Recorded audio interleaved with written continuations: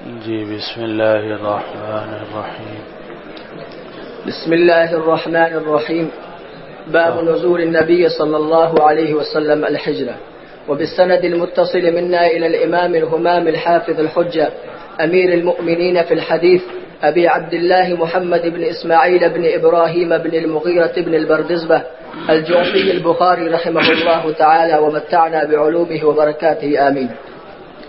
قال حدثنا عبد الله بن محمد الجعفي قال حدثنا عبد الرزاق قال أخبرنا معمر عن الزهري عن سالم عن ابن عمر رضي الله عنهما وعنهم قال لما مر النبي صلى الله عليه وسلم بالحجر قال لا تدخلوا مساكن الذين ظلموا أنفسهم أن يصيبكم ما أصابهم إلا أن تكونوا باكين ثم قنع رأسه وأسرع السير حتى جاز الوادي. بسم اللہ الرحمن الرحیم. الحمد للہ رب العالمین والصلاة والسلام علی سیدنا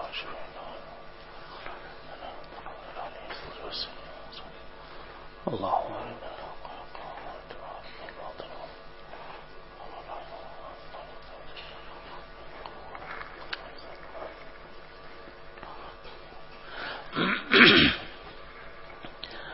باب قائم کیا کہ نبی کریم صلی اللہ علیہ وسلم حجر میں اترے تھے، اور یہ حجر سے وہی قرآن مجید کیا اصحاب الحجر مراد ہیں کہ وَلَقَدْ كَذَّبَ أَصْحَابُ الْحِجْرِ الْمُرْسَلِينَ، اور مراد قوم سمود ہے کہ جن کو اللہ تعالیٰ نے بڑی قوت عطا کی تھی اور وہ چٹانوں کو کھود کر اور تراش کر ان کے گھر بناتے تھے، اور اب بھی ان کے آثار محفوظ ہیں اور چٹانیں ہیں، ان چٹانوں پہ ہی انہوں نے کام کیا ہوا ہے، چٹانوں کو کھودا ہے، اسی میں انہوں نے گھر بنائے ہوئے تھے.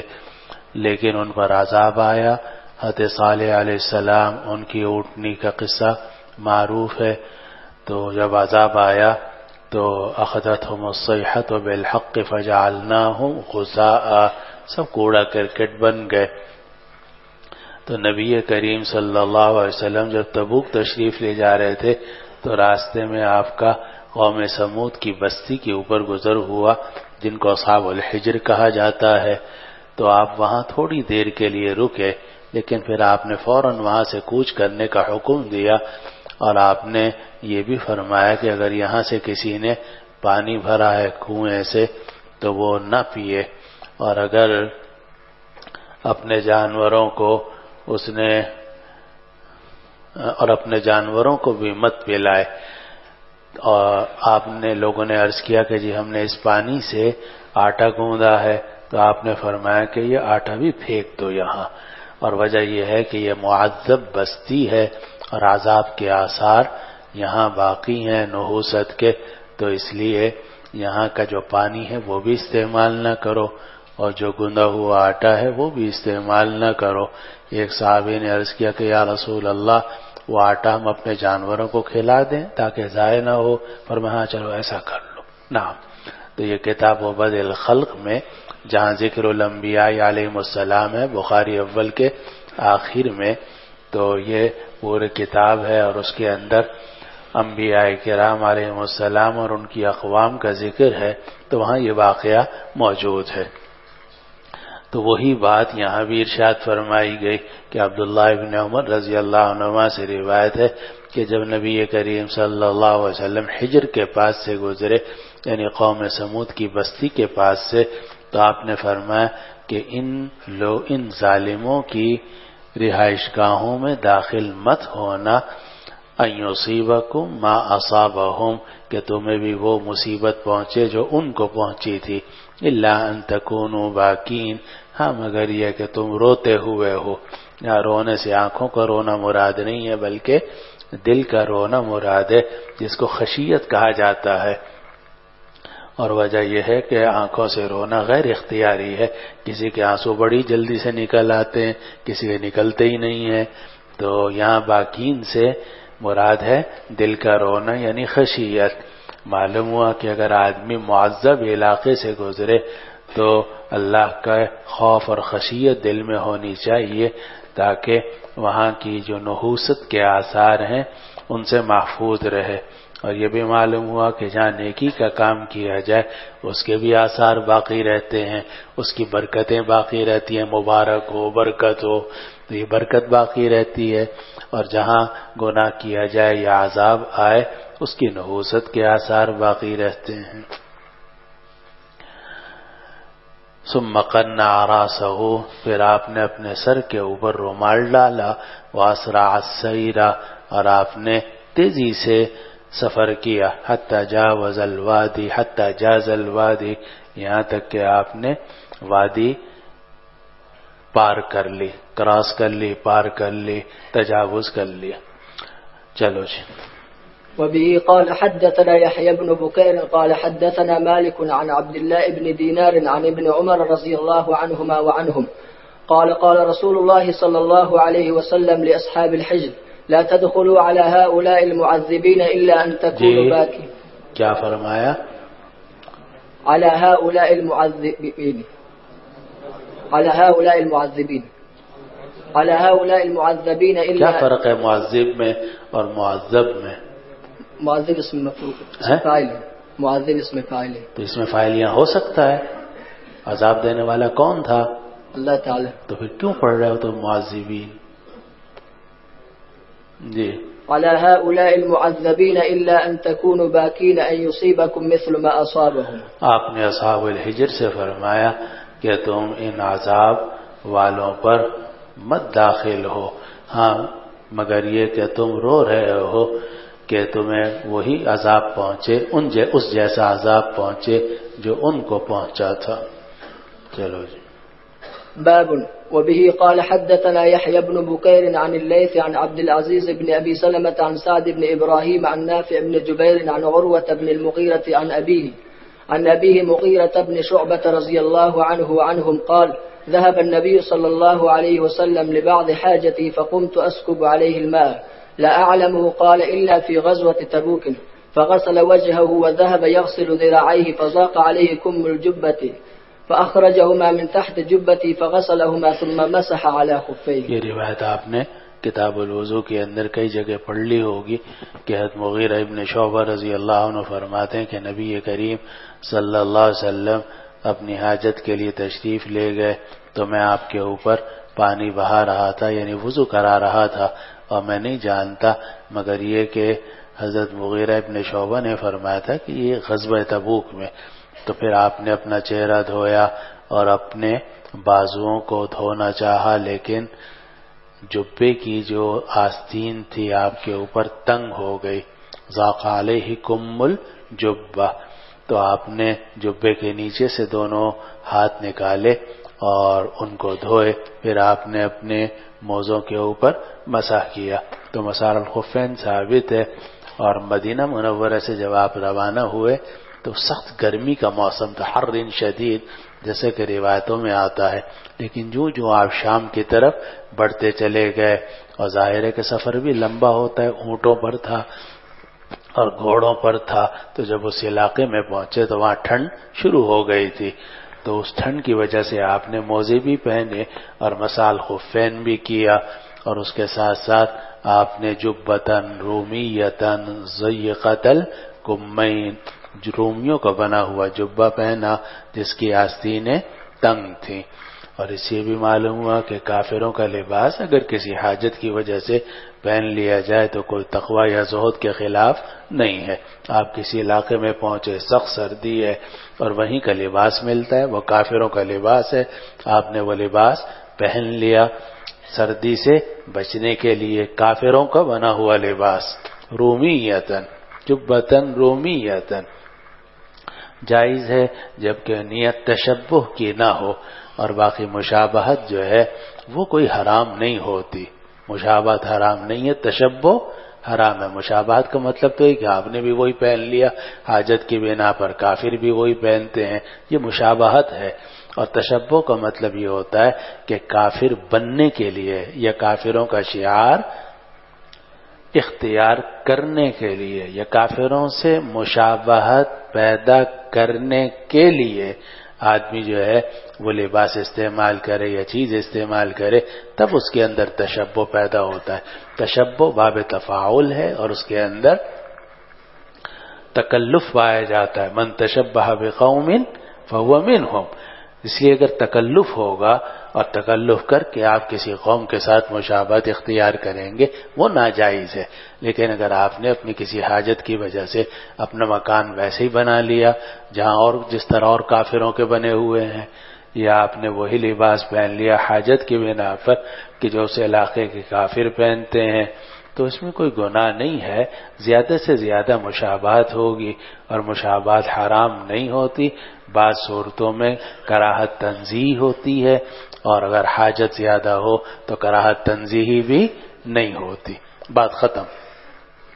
دوسری بات یہ کہ حدیث میں آ رہا ہے زی قتل کمین، اور اس میں اشارہ اس بات کی طرف کہ عرب جو تھے وہ جو اب لباس پہنتے تھے یا قمیص پہنتے تھے تو اس کی آستینیں بہت کھلی ہوتی تھی، بلکہ اتنی آستینیں کھلی ہوتی تھی کہ آستینوں کے اندر ہی جیب بھی ہوتی تھی، جیب کبھی تو ہوتی تھی سینے کے اوپر اور کبھی ہوتی تھی آستینوں کے اندر، تو اتنی بڑی آستینیں ہوتی تھی، لیکن آپ نے اس موقع پر جبتن رومیتن ضیقتل کمین اختیار فرمایا، اور اسی لیے جب وضو کرنے کا وقت آیا تو آپ اپنے بازو اس میں سے نہیں نکال سکے، تو آپ نے وہ جبہ اتارا اور اس میں سے دونوں بازو نکال کر غسل یدین کیا، پھر اس کے بعد مسح الخفین کیا۔ معلوم ہوا کہ اگر آستینیں کھلی ہوئی ہوں تو بھی جائز ہے، اور آستینیں تنگ ہوں اور حاجت کی وجہ سے یا راحت کی وجہ سے آدمی استعمال کرے یہ بھی جائز ہے۔ تمام مسئلہ مقدرہ کا جواب ہے اس میں مولانا۔ چلو جی۔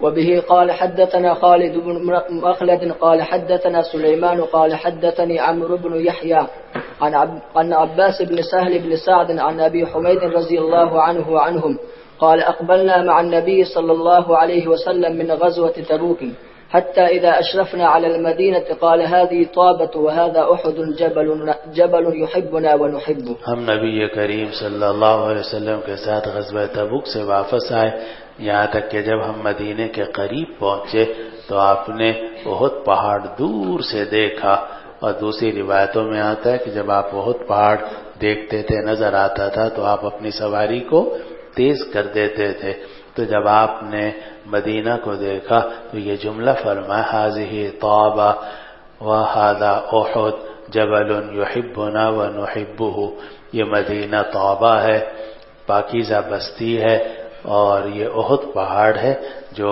ہم سے محبت کرتا ہے اور ہم اس سے محبت کرتے ہیں، اس لیے مدینہ کو منورہ بھی کہا جاتا ہے، مدینہ کو طیبہ بھی کہا جاتا ہے، اور مدینہ جو ہے طابہ بھی ہے، اور طابہ کے معنی پاکیزہ بستی۔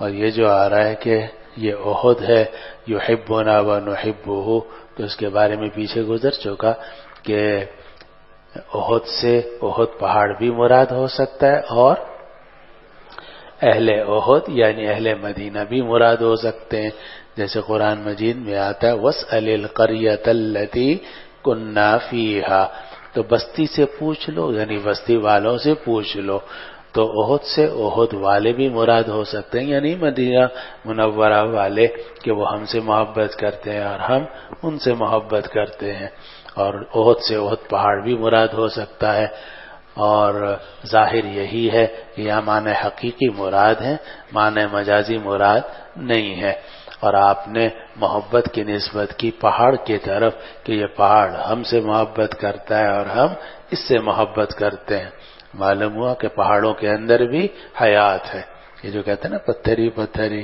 کہ پتھر میں کوئی حیات نہیں ہوتی، تو مولوی صاحب ہم تو پتھر کے اندر بھی حیات کے قائل ہیں، اور ہم یہ سمجھتے ہیں کہ پتھر جو ہے وہ بھی اللہ کے تسبیح بیان کرتا ہے، قرآن مجید میں ہے اِن مِّن شَيْءٍ إِلَّا يُسَبِّحُ بِحَمْدِهِ وَلَٰكِن لَّا تَفْقَهُونَ تَسْبِيحَهُمْ، بلکہ قرآن مجید سے یہ بات بھی معلوم ہوتی ہے کہ بعض پتھر جو ہیں وہ اللہ کے خوف سے نیچے گر جاتے ہیں، وَإِنَّ مِنْهَا لَمَا يَهْبِطُ مِنْ خَشْيَةِ اللَّهِ، اور کیا ہے لَيَتَفَجَّرُ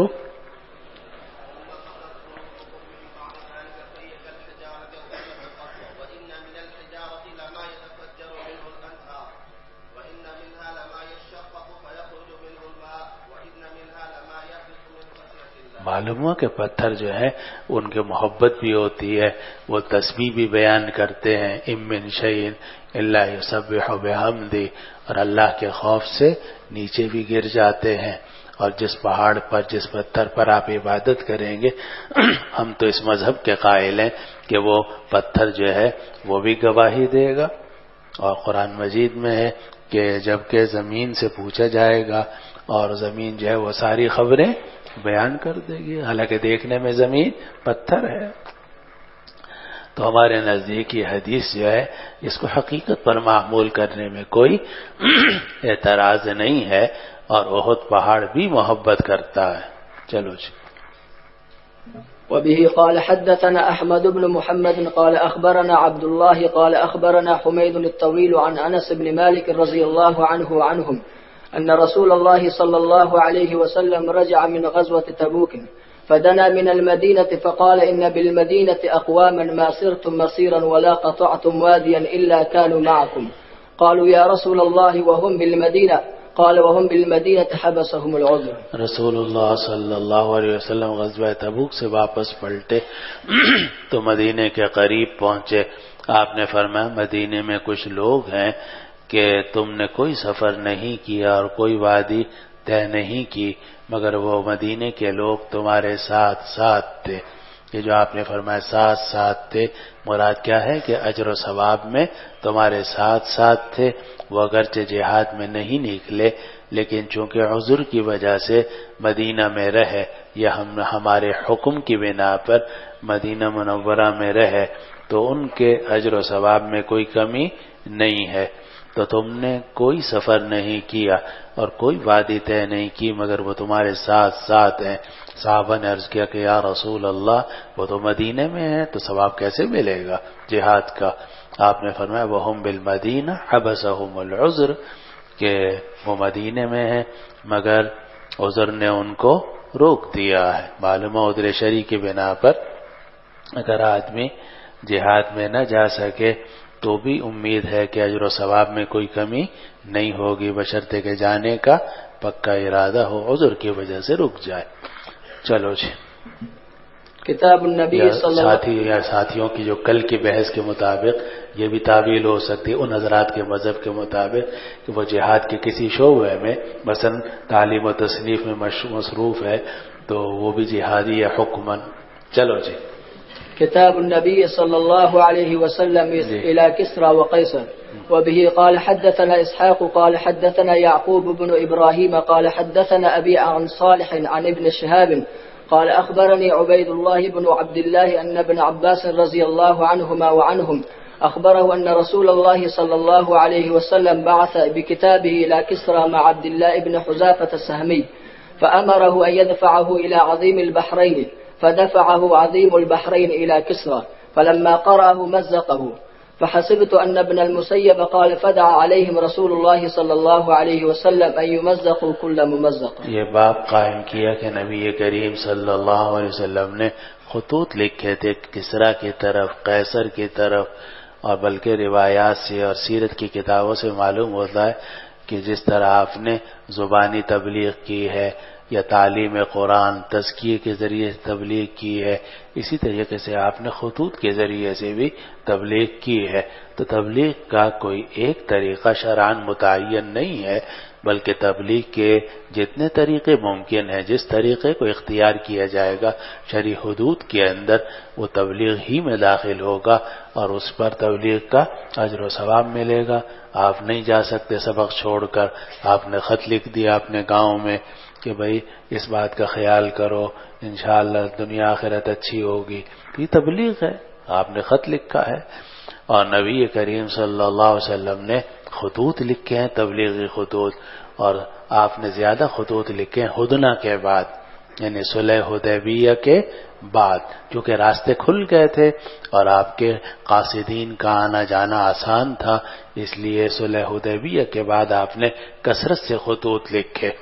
پھر اس کے بعد جب آپ تبوک تشریف لے گئے تو چونکہ مدینہ منورہ سے کافی فاصلے پر تبوک ہے تو وہاں آپ نے مختلف صحابہ رضوان اللہ علیہ اجمعین کا انتخاب کیا، ان کو خطوط لکھوائے اور خطوط لکھ کر آپ نے ان کو مختلف علاقوں میں مختلف بادشاہوں اور مختلف گورنروں کے پاس بھیجا، اور وجہ یہ بھی تھی کہ غزوہ تبوک میں نسبتاً آپ فارغ تھے، یعنی وہ کافروں کو جب پتہ چلا رومیوں کو کہ آپ خود لشکر لے کر آ رہے ہیں تو وہ پیچھے ہٹ گئے تھے، اپنے علاقے میں واپس چلے گئے تھے، تو مقابلے کی نوبت نہیں آئی۔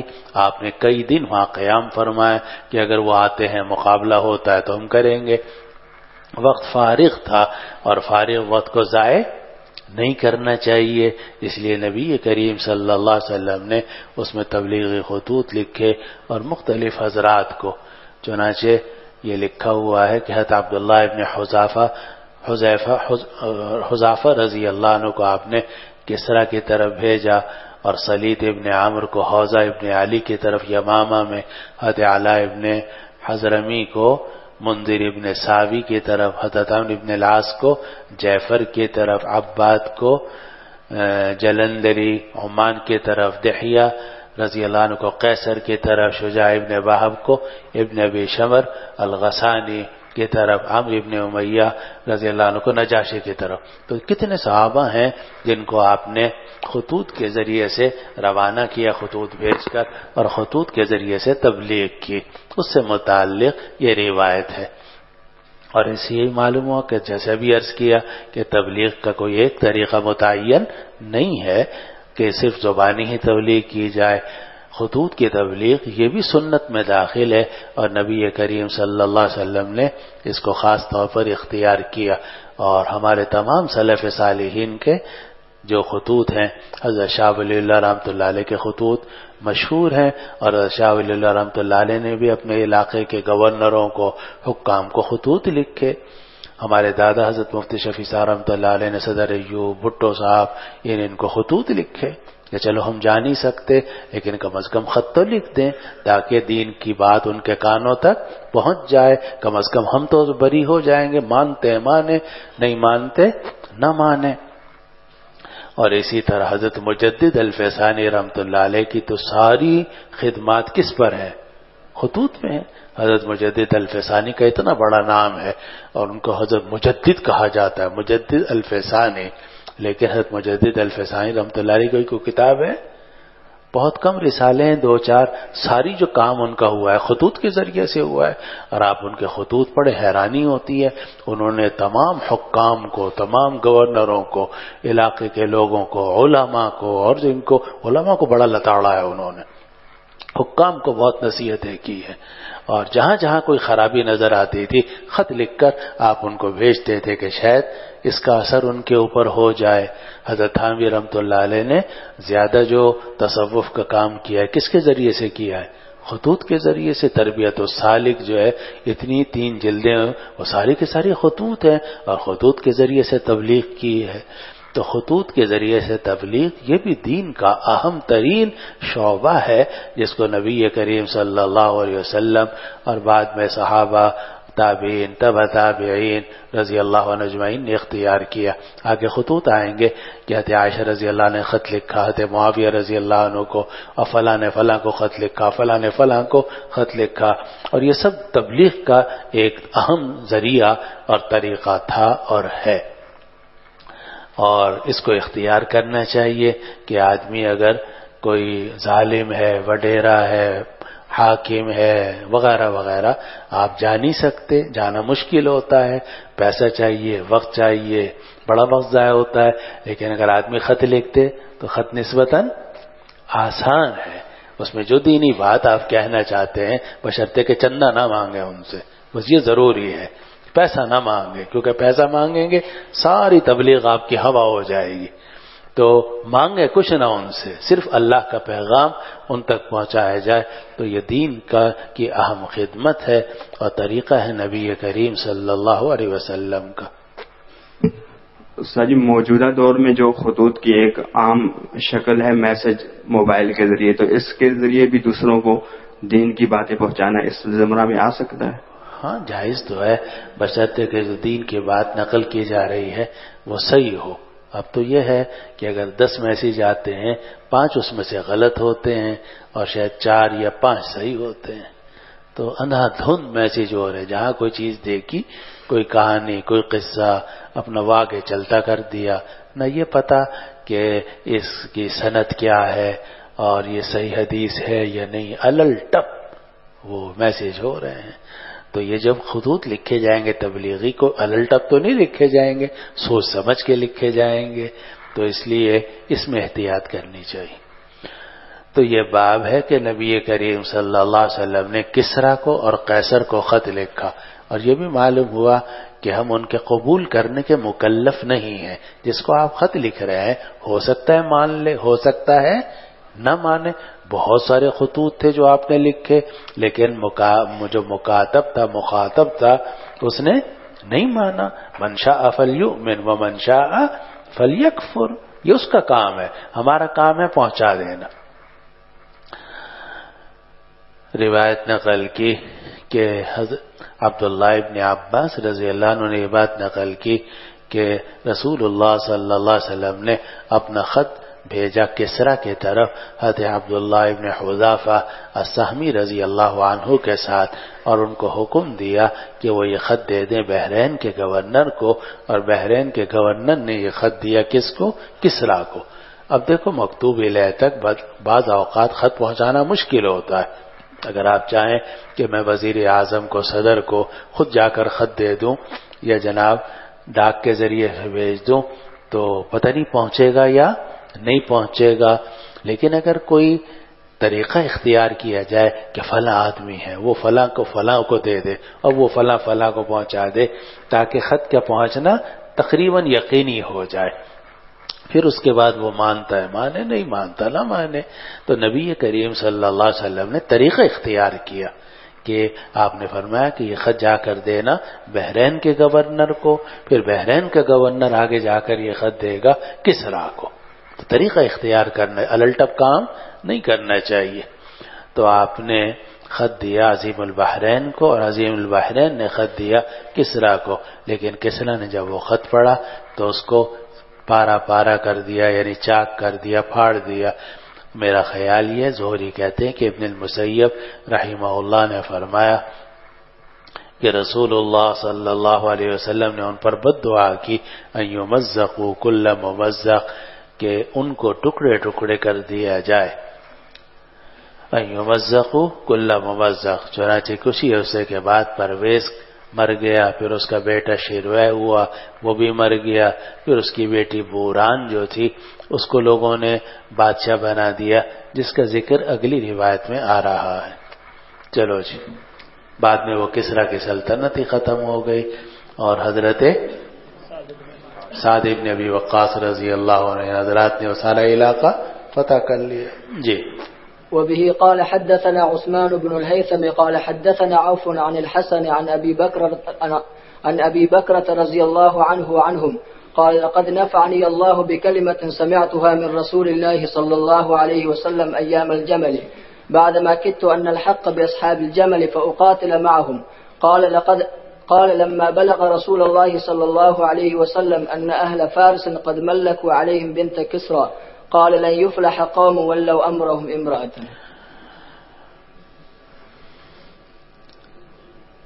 روایت نقل کی حضرت ابو بکرہ رضی اللہ عنہ سے۔ یہ حضرت ابو بکرہ وہی ہیں کہ جو چرخی کے ذریعے سے طائف کی دیوار پھلان کر کچھ لوگوں کے ساتھ آئے تھے اور آ کر مسلمان ہوئے تھے۔ ان کا اصل نام تھا نفیع ابن الحارث، اور کنیت سے مشہور ہیں حضرت ابو بکرہ رضی اللہ عنہ۔ یہ فرماتے ہیں کہ مجھے اللہ نے بڑا نفع دیا اس بات کی وجہ سے جو میں نے رسول اللہ صلی اللہ علیہ وسلم سے سنی تھی، اور وہ نفع دیا جمل کے دنوں میں۔ ایام الجمل یہ ظرف ہے کس کا؟ نفعنی کا۔ سنی تو پہلے تھی، لیکن وہ جو بات ہے حدیث شریف اس کا فائدہ مجھے محسوس ہوا جب ایام الجمل میں بعدما کدت ان الحق باصحاب الجمل فاقاتل معهم، بعد اس کے کہ میں قریب تھا کہ میں اصحاب الجمل کے ساتھ جا ملوں اور ان کے ساتھ قتال کروں، یعنی ان کے ساتھ مل کر قتال کروں، لیکن پھر میں ان کے ساتھ نہیں گیا۔ اور پھر فرمایا کہ جب رسول اللہ صلی اللہ علیہ وسلم کو یہ خبر پہنچی کہ فارس کے لوگوں نے اپنے اوپر بادشاہ بنا دیا ہے کسرا کی بیٹی کو، تو آپ نے یہ جملہ ارشاد فرمایا تھا لن یفلح قوم ولو امرهم امرأة، ہرگز وہ قوم کامیاب نہیں ہوگی، فلاح نہیں پائے گی جنہوں نے اپنے معاملات کسی عورت کے سپرد کر دیے۔ حضرت ابو بکر رضی اللہ عنہ کا شروع میں خیال یہ تھا کہ میں حضرت معاویہ رضی اللہ عنہ کے ساتھ شریک ہو جاؤں، اور وجہ یہ ہے کہ حضرت معاویہ رضی اللہ عنہ کے ساتھ اس وقت میں حضرت عائشہ رضی اللہ عنہ تھی، ایک بڑے اونٹ کے اوپر سوار تھی، اسی لیے اس کو جنگ جمل کہا جاتا ہے۔ تو یہ ان کو خیال آیا کہ امہات المومنین میں سے حضرت عائشہ رضی اللہ عنہ ادھر ہیں تو میں بھی ادھر ہی چلا جاؤں اور ان کے ساتھ ملوں، لیکن پھر ان کو حدیث یاد آ گئی کہ نبی کریم صلی اللہ علیہ وسلم کا ارشاد ہے کہ لن یفلح قوم ولو امرهم امرأة، ہرگز وہ قوم کامیاب نہیں ہوگی جنہوں نے اپنے معاملات کسی عورت کے سپرد کر دیے۔ تو ان کو یہ خیال ہوا کہ وہاں جو ہے اب زیادہ دار و مدار حضرت عائشہ رضی اللہ عنہ پر ہے، اور حضرت عائشہ رضی اللہ عنہ ہمارے سر آنکھوں پر لیکن بہرحال خاتون ہے، اور خاتون جو ہے وہ خلافت کی مستحق نہیں ہوتی اور اپنے معاملات عورت کے سپرد نہیں کرنے چاہیے، اس لیے پھر یہ حضرت معاویہ رضی اللہ عنہ کے ساتھ بھی شامل نہیں ہوئے بلکہ ان جنگوں میں علیحدہ رہے۔ اور حافظ ابن حجر رحمۃ اللہ علیہ نے بھی لکھا اور دوسرے محدثین نے اور مورخین نے کہ بعض صحابہ کہ وہ تھے جنہوں نے حضرت علی رضی اللہ عنہ کا ساتھ دیا، بعض صحابہ وہ تھے جنہوں نے حضرت معاویہ رضی اللہ عنہ کا ساتھ دیا، لیکن کئی صحابہ، بہت سے صحابہ وہ بھی تھے جنہوں نے نہ ان کا ساتھ دیا اور نہ ان کا ساتھ دیا، بھئی یہ مسلمانوں کی لڑائی ہے اس میں ہم شریک نہیں ہوتے، صاف ہٹ گئے، پیچھے ہٹ گئے۔ ان میں حضرت سعد ابن ابی وقاص رضی اللہ عنہ، حضرت محمد ابن مسلمہ رضی اللہ عنہ، حضرت عبداللہ ابن عمر رضی اللہ عنہ، اور انہی میں حضرت ابو بکر رضی اللہ عنہ، یہ صحابہ کی ایک فہرست ہے کہ جنہوں نے نہ ان کا ساتھ دیا اور نہ ان کا ساتھ دیا۔ جو صحابہ یہ سمجھتے تھے کہ حق حضرت علی کے ساتھ ہے کیونکہ حضرت علی رضی اللہ عنہ خلیفہ برحق ہیں، اور جب خلیفہ برحق ہیں تو ان کے خلاف ہتھیار اٹھانا یہ بغاوت ہے، جب بغاوت ہے تو ہمیں حکم ہے فقاتلوا التی تبغی، اس لیے ہم علی کا ساتھ دیں گے۔ ان کا خیال یہ تھا، اور جو لوگ حضرت معاویہ رضی اللہ عنہ کا ساتھ دے رہے تھے وہ یہ سمجھتے تھے کہ حضرت عائشہ رضی اللہ عنہ اور حضرت معاویہ رضی اللہ عنہ کا یہ موقف تو صحیح ہے کہ قاتلین عثمان سے قصاص لینا چاہیے، اور قاتلین عثمان سے اب تک قصاص نہیں لیا گیا، اس لیے ہمیں چاہیے کہ حضرت عائشہ اور حضرت معاویہ رضی اللہ عنہ کا ساتھ دیں اور ان سے قصاص دلوائے۔ کیا جی؟ چلو سبحانک اللہم و بحمدک اشہد ان لا الہ الا انت استغفرک۔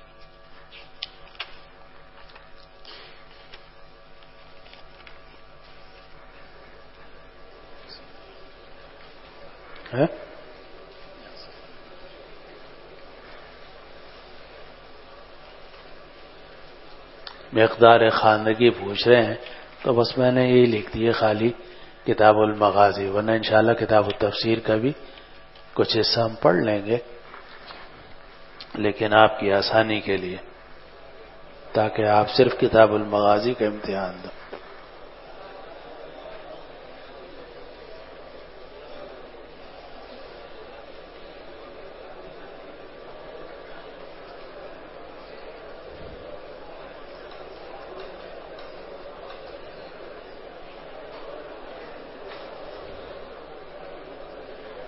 تاریخ بھی لکھو، تاریخ تو نہیں لکھنے کی ضرورت۔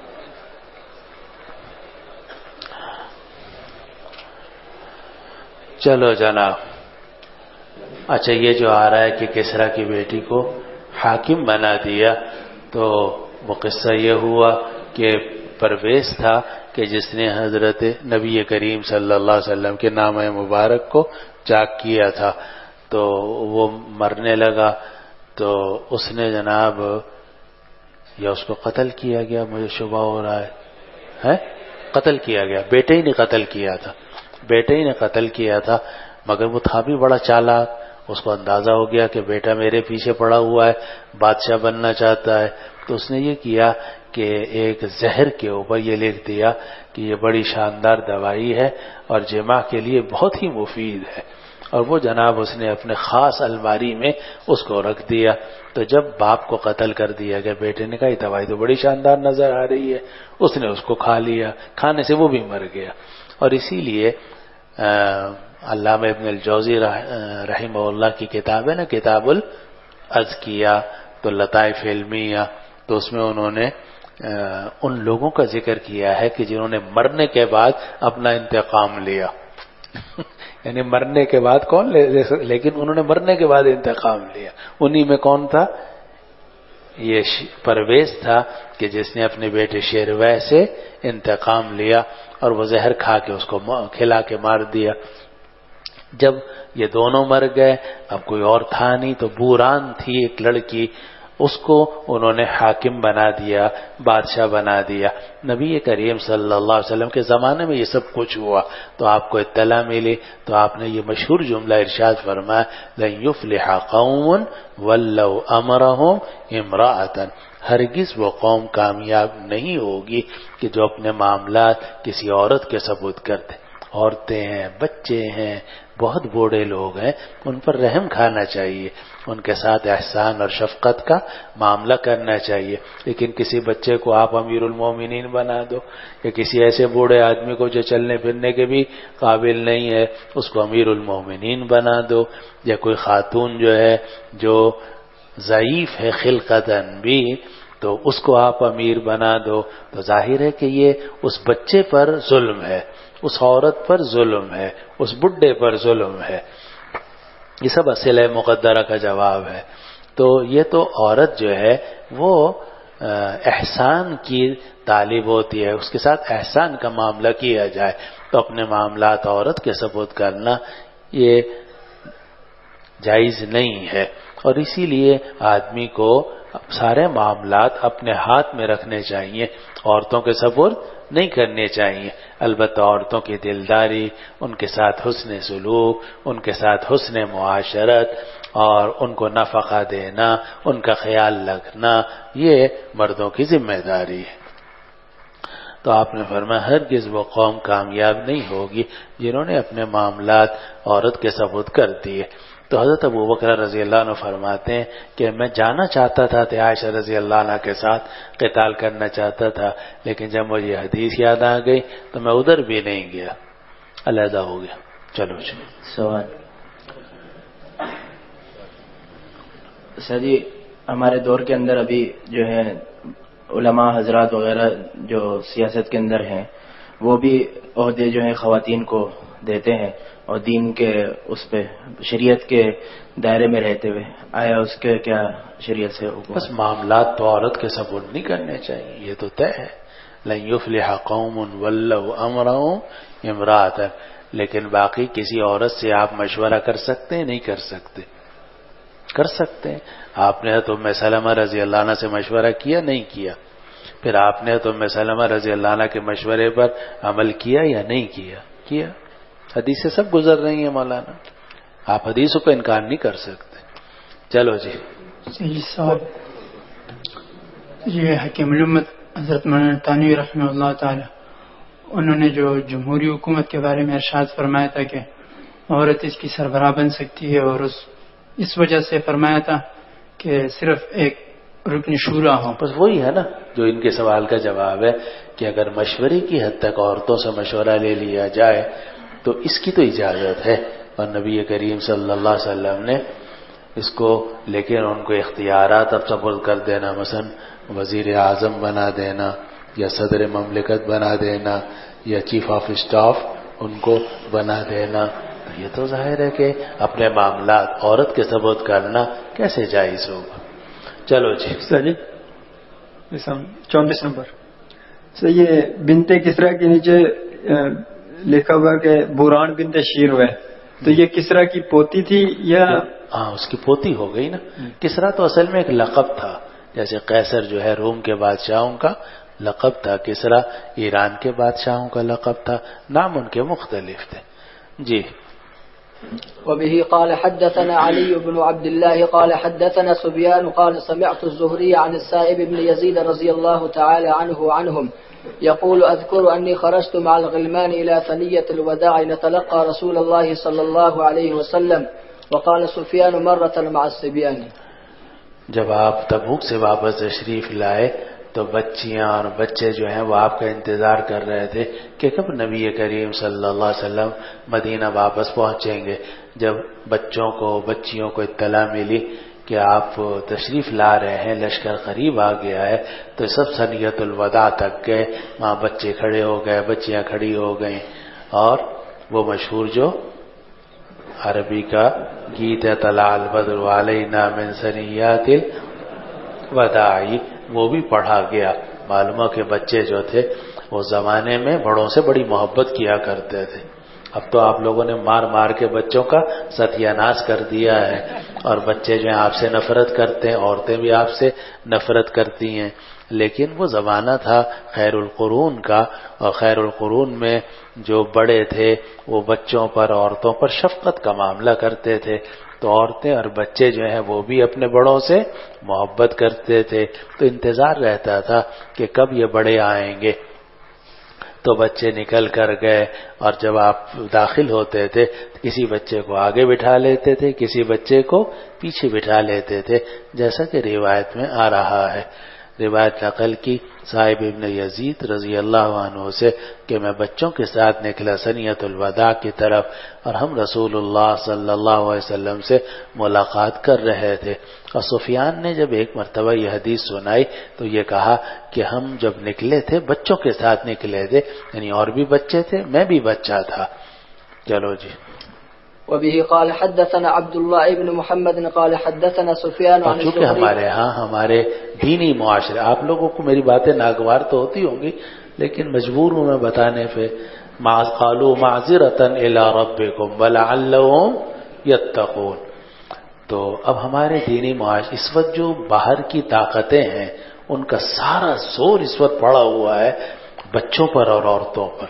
چنانچہ جتنی NGOs ہیں اور جتنی جناب مغربی طاقتیں ہیں وہ زیادہ جو ہٹ کر رہی ہیں وہ کس کو کر رہی ہیں؟ عورتوں کو اور بچوں کو. اور وہ چاہتی ہیں کہ کسی طرح ہمارے عورتوں اور بچوں کو دین سے نکال لیں، اور آپ لوگ ان کے بڑے زبردست معاون بنے ہوئے ہو، کیونکہ آپ جو ہے نا عورتوں اور بچوں پر ظلم کرتے ہو. آپ کے جو دینی معاشرہ ہے، جس کو آپ دینی معاشرہ کہتے ہو، اس کے اندر عورتوں اور بچوں پر بڑا ظلم ہے مولانا. میں آپ کو صحیح بتاتا ہوں، عورتوں اور بچوں پر بڑا بے تحاشا مارتے ہیں. بچوں کو بھی عورتوں کو بھی بیڑیاں پہناتے ہیں اور نشانات پڑ جاتے ہیں. اب نتیجہ یہ ہے کہ دینی معاشرے میں جب عورتوں اور بچوں پر ظلم ہوگا اور کوئی ان کی داد رسی کرنے والا نہیں ہوگا اللہ کے سوا، تو اللہ تعالیٰ تو فیصلہ فرمائیں گے قبر میں اور آخرت میں. لیکن دنیا میں پھر کافروں کو یہ موقع مل جاتا ہے کہ وہ بچوں کو اور عورتوں کو بڑوں سے باغی بنا دیں، اور چاہیں کہ اپنی طرف ہم ان کو گھسیٹ لیں تاکہ یہ بڑے ایک طرف رہ جائے اور عورتیں اور بچے جو ہیں وہ دین سے نکل کر ہماری طرف کفر کی طرف آ جائیں. اعاذنا اللہ من ذلک. اسی لیے اگر آپ اپنے عورتوں اور بچوں کی اور آئندہ نسلوں کی حفاظت کرنا چاہتے ہو تو اس کا طریقہ اس کے سوا کوئی نہیں ہے کہ حقوق العباد ادا کرو. اور یہ جو آپ لوگوں نے دہشت اور سختی کا راستہ اختیار کیا ہے اپنے بچوں کے ساتھ مار پیٹ کا اور اپنی بیویوں کے ساتھ ظلم اور تشدد کا، تو اس کا نتیجہ آپ کے بھی خلاف ہوگا اور دین کے بھی خلاف جا رہا ہے. اس لیے حسن سلوک اختیار کرنا چاہیے. الصلاۃ وما ملکت ایمانکم. اور جگہ جگہ آپ نے فرمایا کہ وَإِنَّ خَيْرَكُمْ خَيْرَكُمْ خَيْرُكُمْ لِأَهْلِي وَإِنِّي خَيْرُكُمْ لِأَهْلِي. تم میں بہترین مسلمان وہ ہے جو اپنے گھر والوں کے ساتھ اچھا ہو، اور میں تم سب میں سب سے زیادہ بہتر ہوں اپنے گھر والوں کے ساتھ. اور آگے آ جائے گا کہ ازواج مطہرات جو ہیں وہ حضور صلی اللہ علیہ وسلم سے ناراض ہو جاتی تھی، بات تک نہیں کرتی تھی. اور عمر فاروق کو بڑا تعجب ہوا کہ ازواج مطہرات کو کیا ہو گیا، لیکن آپ نے ان کو جان بوجھ کے ڈھیل دی ہوئی تھی تاکہ عورتوں کے اوپر تشدد اور سختی کا راستہ نہ کھلے. چلو جی. وبه قال حدثنا عبد الله بن محمد قال حدثنا سفيان عن الزهري عن السائب أذكر أني خرجت مع الصبيان نتلقى النبي صلى الله عليه وسلم إلى ثنية الوداع مقدمه من غزوة تبوك. میں بچوں کے ساتھ نکلتا تھا، ہم نبی کریم صلی اللہ علیہ وسلم کے ساتھ ملاقات کرتے تھے سنیہ الوداع تک، جبکہ آپ غزوہ تبوک سے واپس تشریف لائے. یہاں آ کر یہ غزوہ تبوک اور اس سے متعلق جتنے واقعات تھے وہ ختم ہو گئے. اور جیسا کہ شروع میں ہم نے عرض کیا تھا کہ اس غزوہ تبوک کو حجۃ الوداع کے بعد ذکر کرنا یہ نسخے کی غلطی ہے یا جو بھی ہے، لیکن صحیح تفصیل اور صحیح ترتیب یہ ہے کہ سب سے پہلے غزوہ تبوک ہے، اور غزوہ تبوک ہوا ہے سن 9 ہجری میں، اور پھر حجۃ الوداع ہوا ہے ذوالحجہ سن 10 ہجری میں. اور حجۃ الوداع میں آپ نے لوگوں کو الوداع کہا، اور حجۃ الوداع سے پھر آپ تشریف لائے تو محرم سفر بس 2 مہینے آپ حیات رہے. اور سفر کے آخری عشرے میں آپ تشریف لے گئے بقی ایک جنازے میں. جب وہاں سے تشریف لائے تو آپ کے سر میں بڑا درد تھا، تو آپ حضرت عائشہ رضی اللہ عنہا کے پاس پہنچے. ادھر حضرت عائشہ رضی اللہ عنہ کے سر میں بھی درد تھا اور انہوں نے پٹی باندھی ہوئی تھی، تو انہوں نے کہنے لگی کہ واہ رأسا، ہائے میرا سر، بہت تکلیف ہے. نبی کریم صلی اللہ علیہ وسلم نے فرمایا بل انا واہ رأسا، تمہیں اتنی تکلیف نہیں ہے، میرے سر میں تکلیف زیادہ ہے. پھر آپ نے حضرت عائشہ رضی اللہ عنہ سے ایسی چھیڑا ان کو اور یہ فرمایا کہ چلو اگر تمہارا انتقال میرے سامنے ہو گیا تو میں تمہاری تجہیز و تکفین کروں گا، غسل دوں گا اور تمہارے لیے دعائے خیر کروں گا.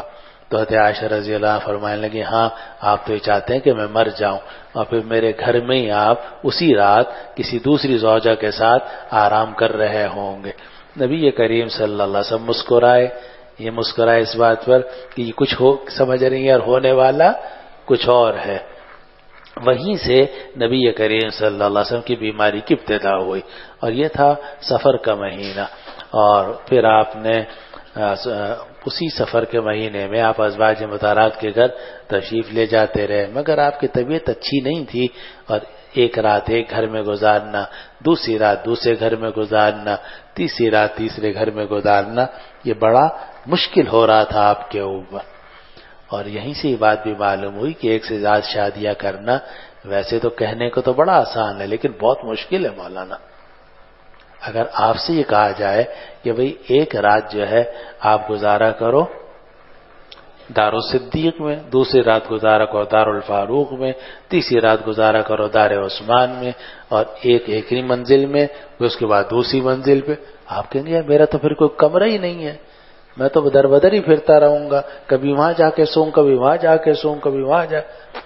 اب دیکھو نبی کریم صلی اللہ علیہ وسلم کا اپنا کوئی گھر نہیں، سب عورتوں ہی کے گھر ہیں ان کے. ایک رات یہاں، اس سے اگلی رات وہاں، اس سے اگلی رات وہاں، اس سے اگلی رات وہاں.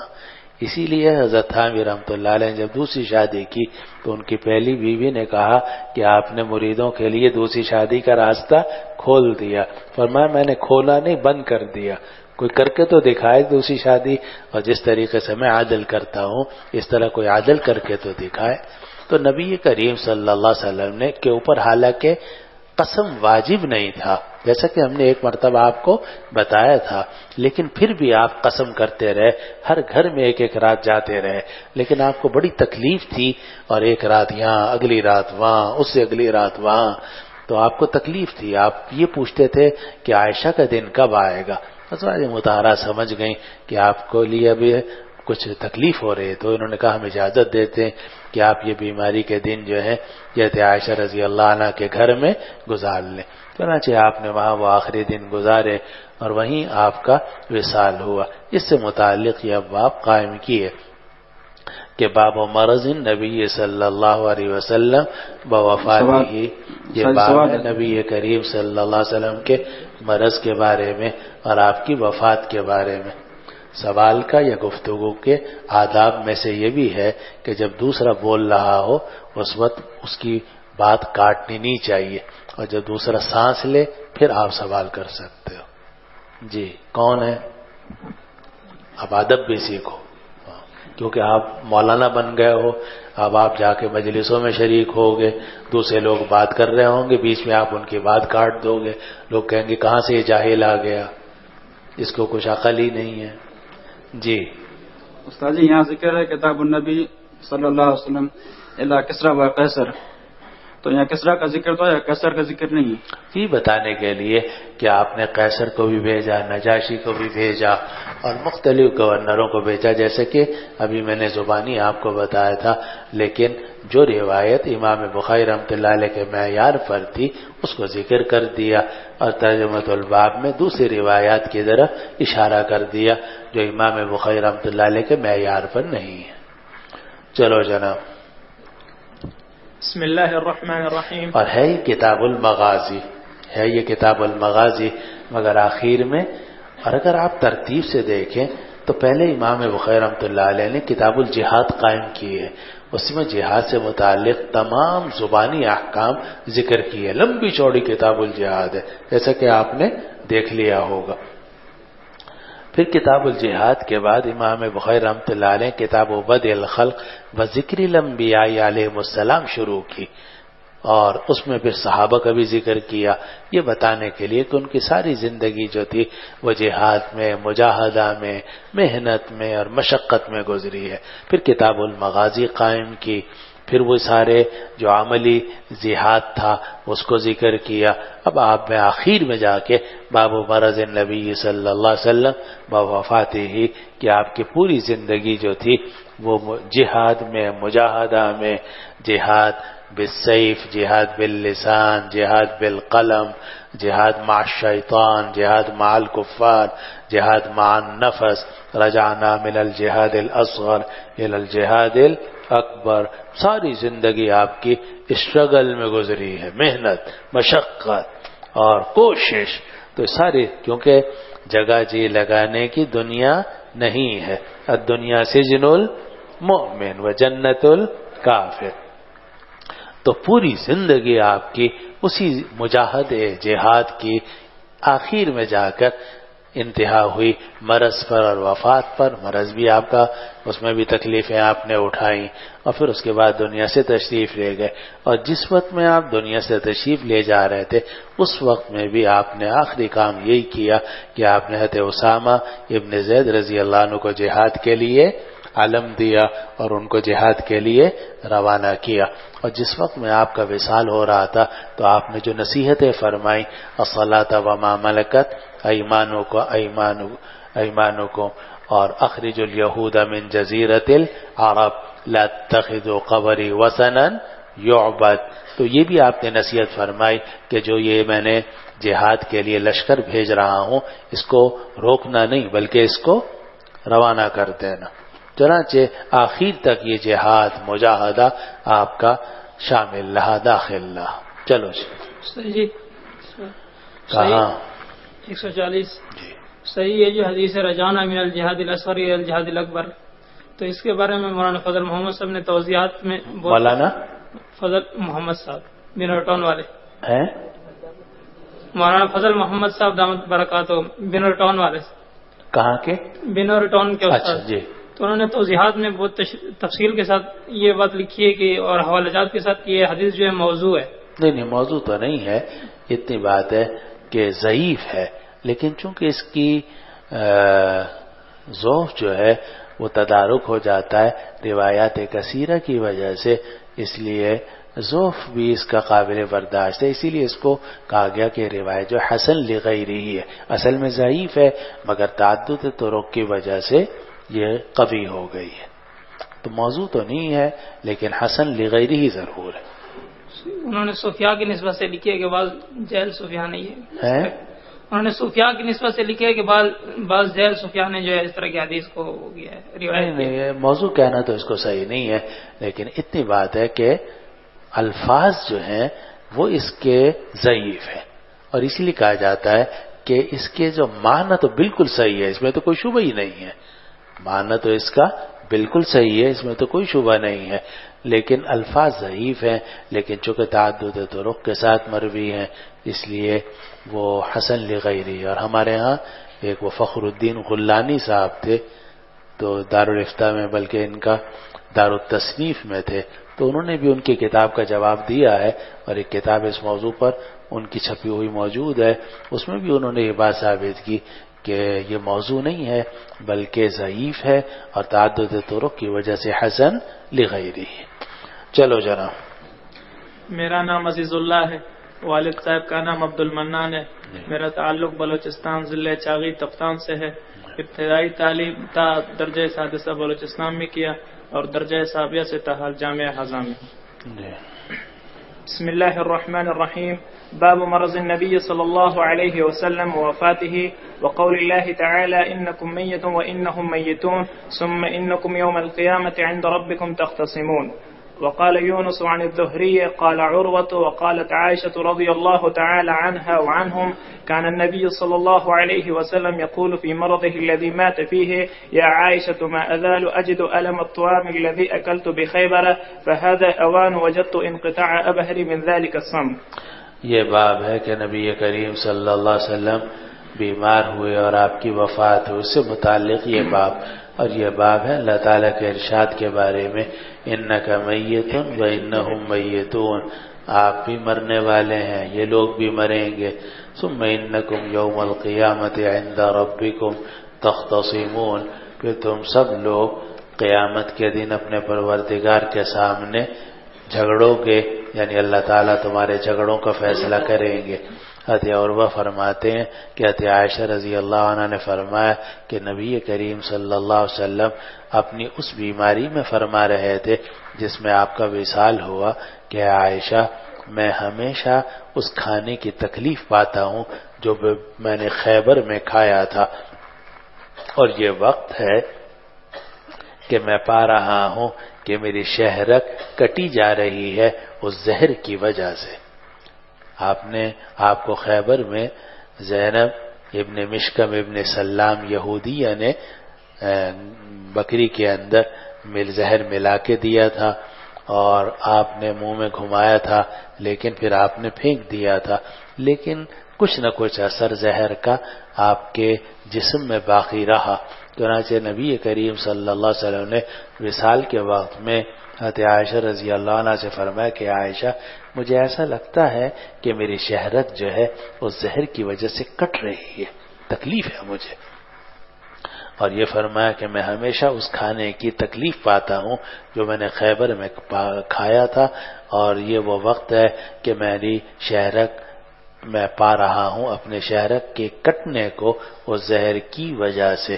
اور اسی سے وجہ سے کہا جاتا ہے کہ نبی کریم صلی اللہ علیہ وسلم کو شہادت ظاہری تو نصیب نہیں ہوئی، آپ نے دعا کی تھی، آپ کی تمنا تھی کہ ثم احیا ثم اقتل ثم احیا ثم اقتل ثم احیا ثم اقتل، لیکن ظاہری طور پر آپ کی شہادت نہیں ہوئی، لیکن باطنی طور پر آپ کو شہادت ہی کا درجہ ملا، اور زہر کے اثر ہی کی وجہ سے، کافروں کے کھلائے ہوئے زہر کے اثر کی وجہ سے ہی نبی کریم صلی اللہ علیہ وسلم کا وصال ہوا. گویا شہادت کا جو مقام ہے عند اللہ اور شہادت اخرویہ، اس کا اعلیٰ مقام آپ کو نصیب ہوا. چلو جی.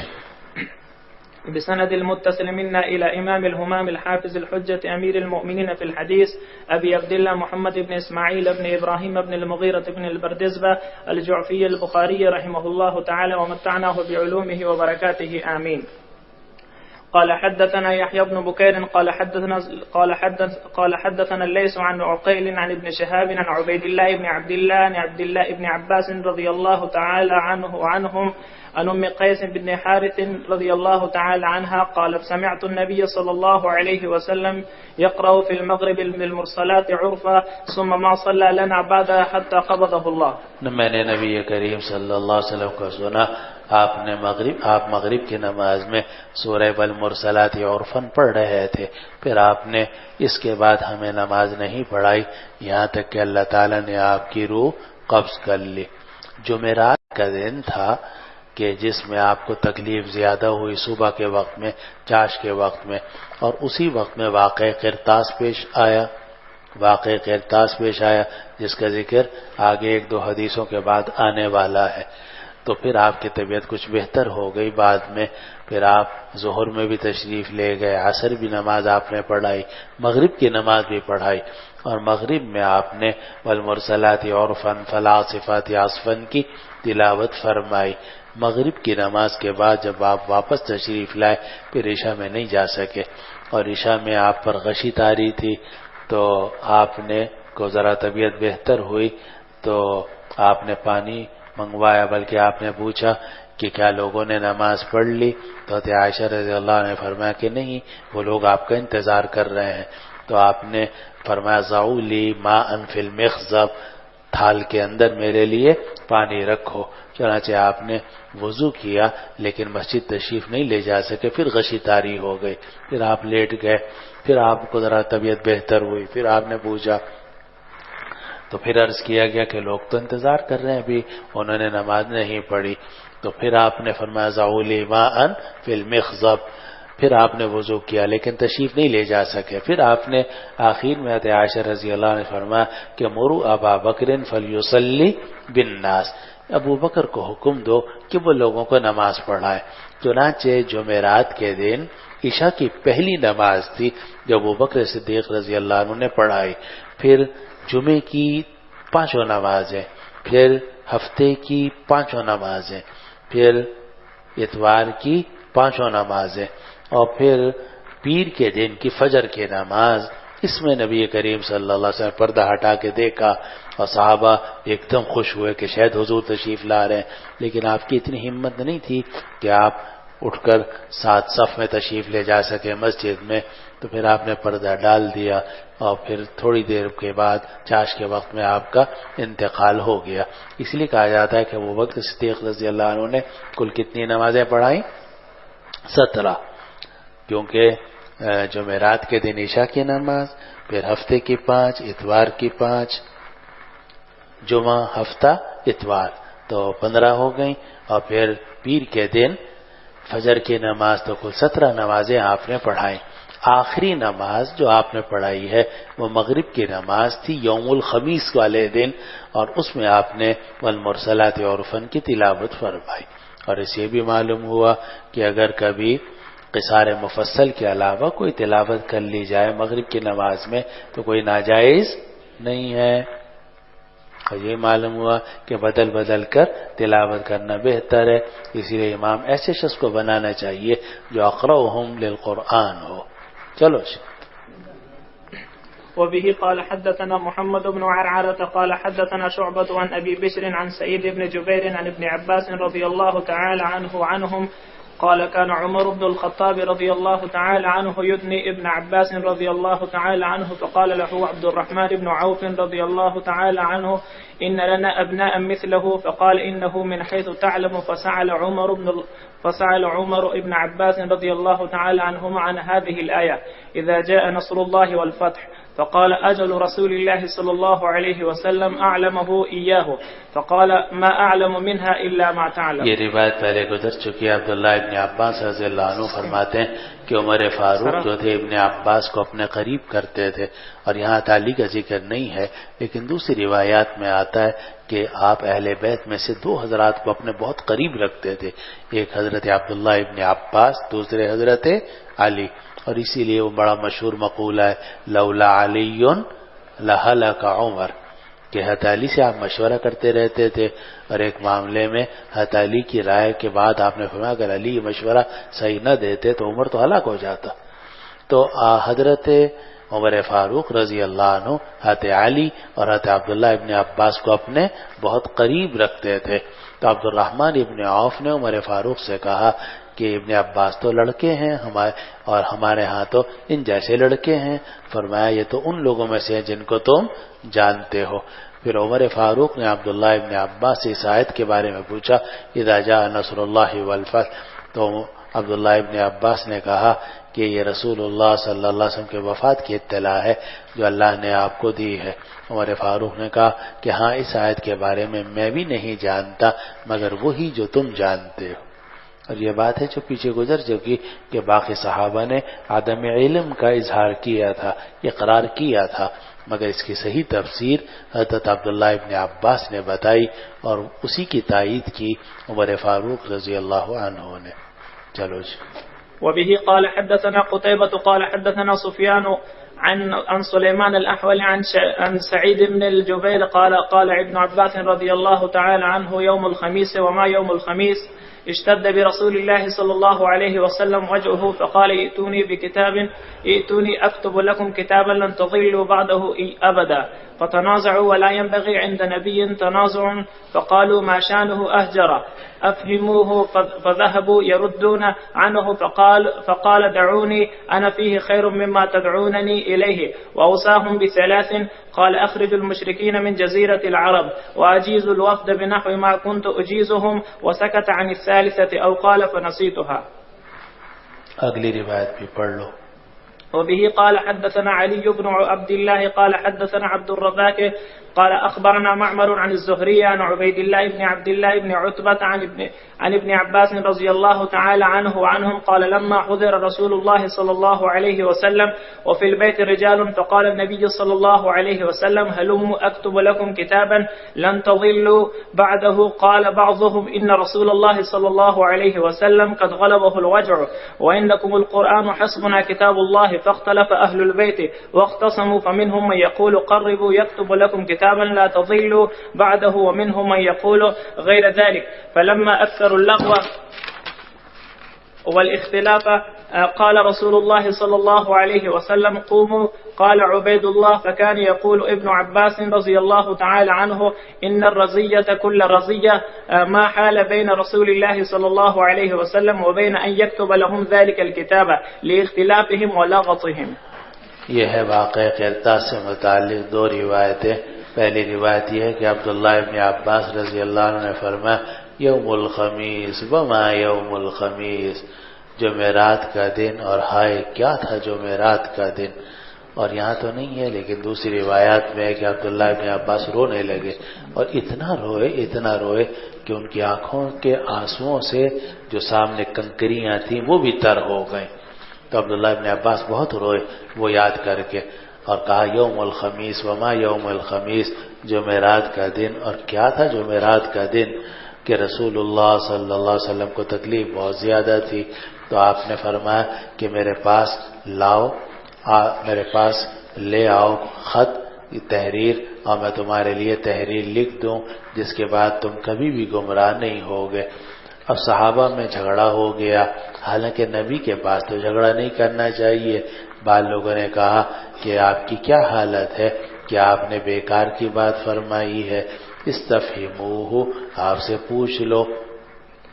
تو لوگ جو تھے وہ حضور کی طرف سے جواب دینے لگے، تو نبی کریم صلی اللہ علیہ وسلم نے فرمایا مجھے چھوڑ دو، جس حالت میں ہوں میں وہ حالت بہتر ہے اس حالت سے جس کی طرف تم مجھے بلا رہے ہو۔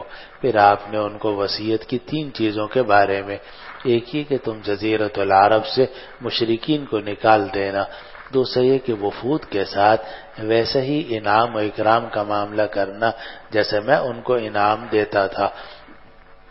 اور آپ اور راوی جو ہیں وہ تیسری بات سے خاموش ہو گئے، یا راوی نے تیسری بات کہی تھی مگر میں بھول گیا۔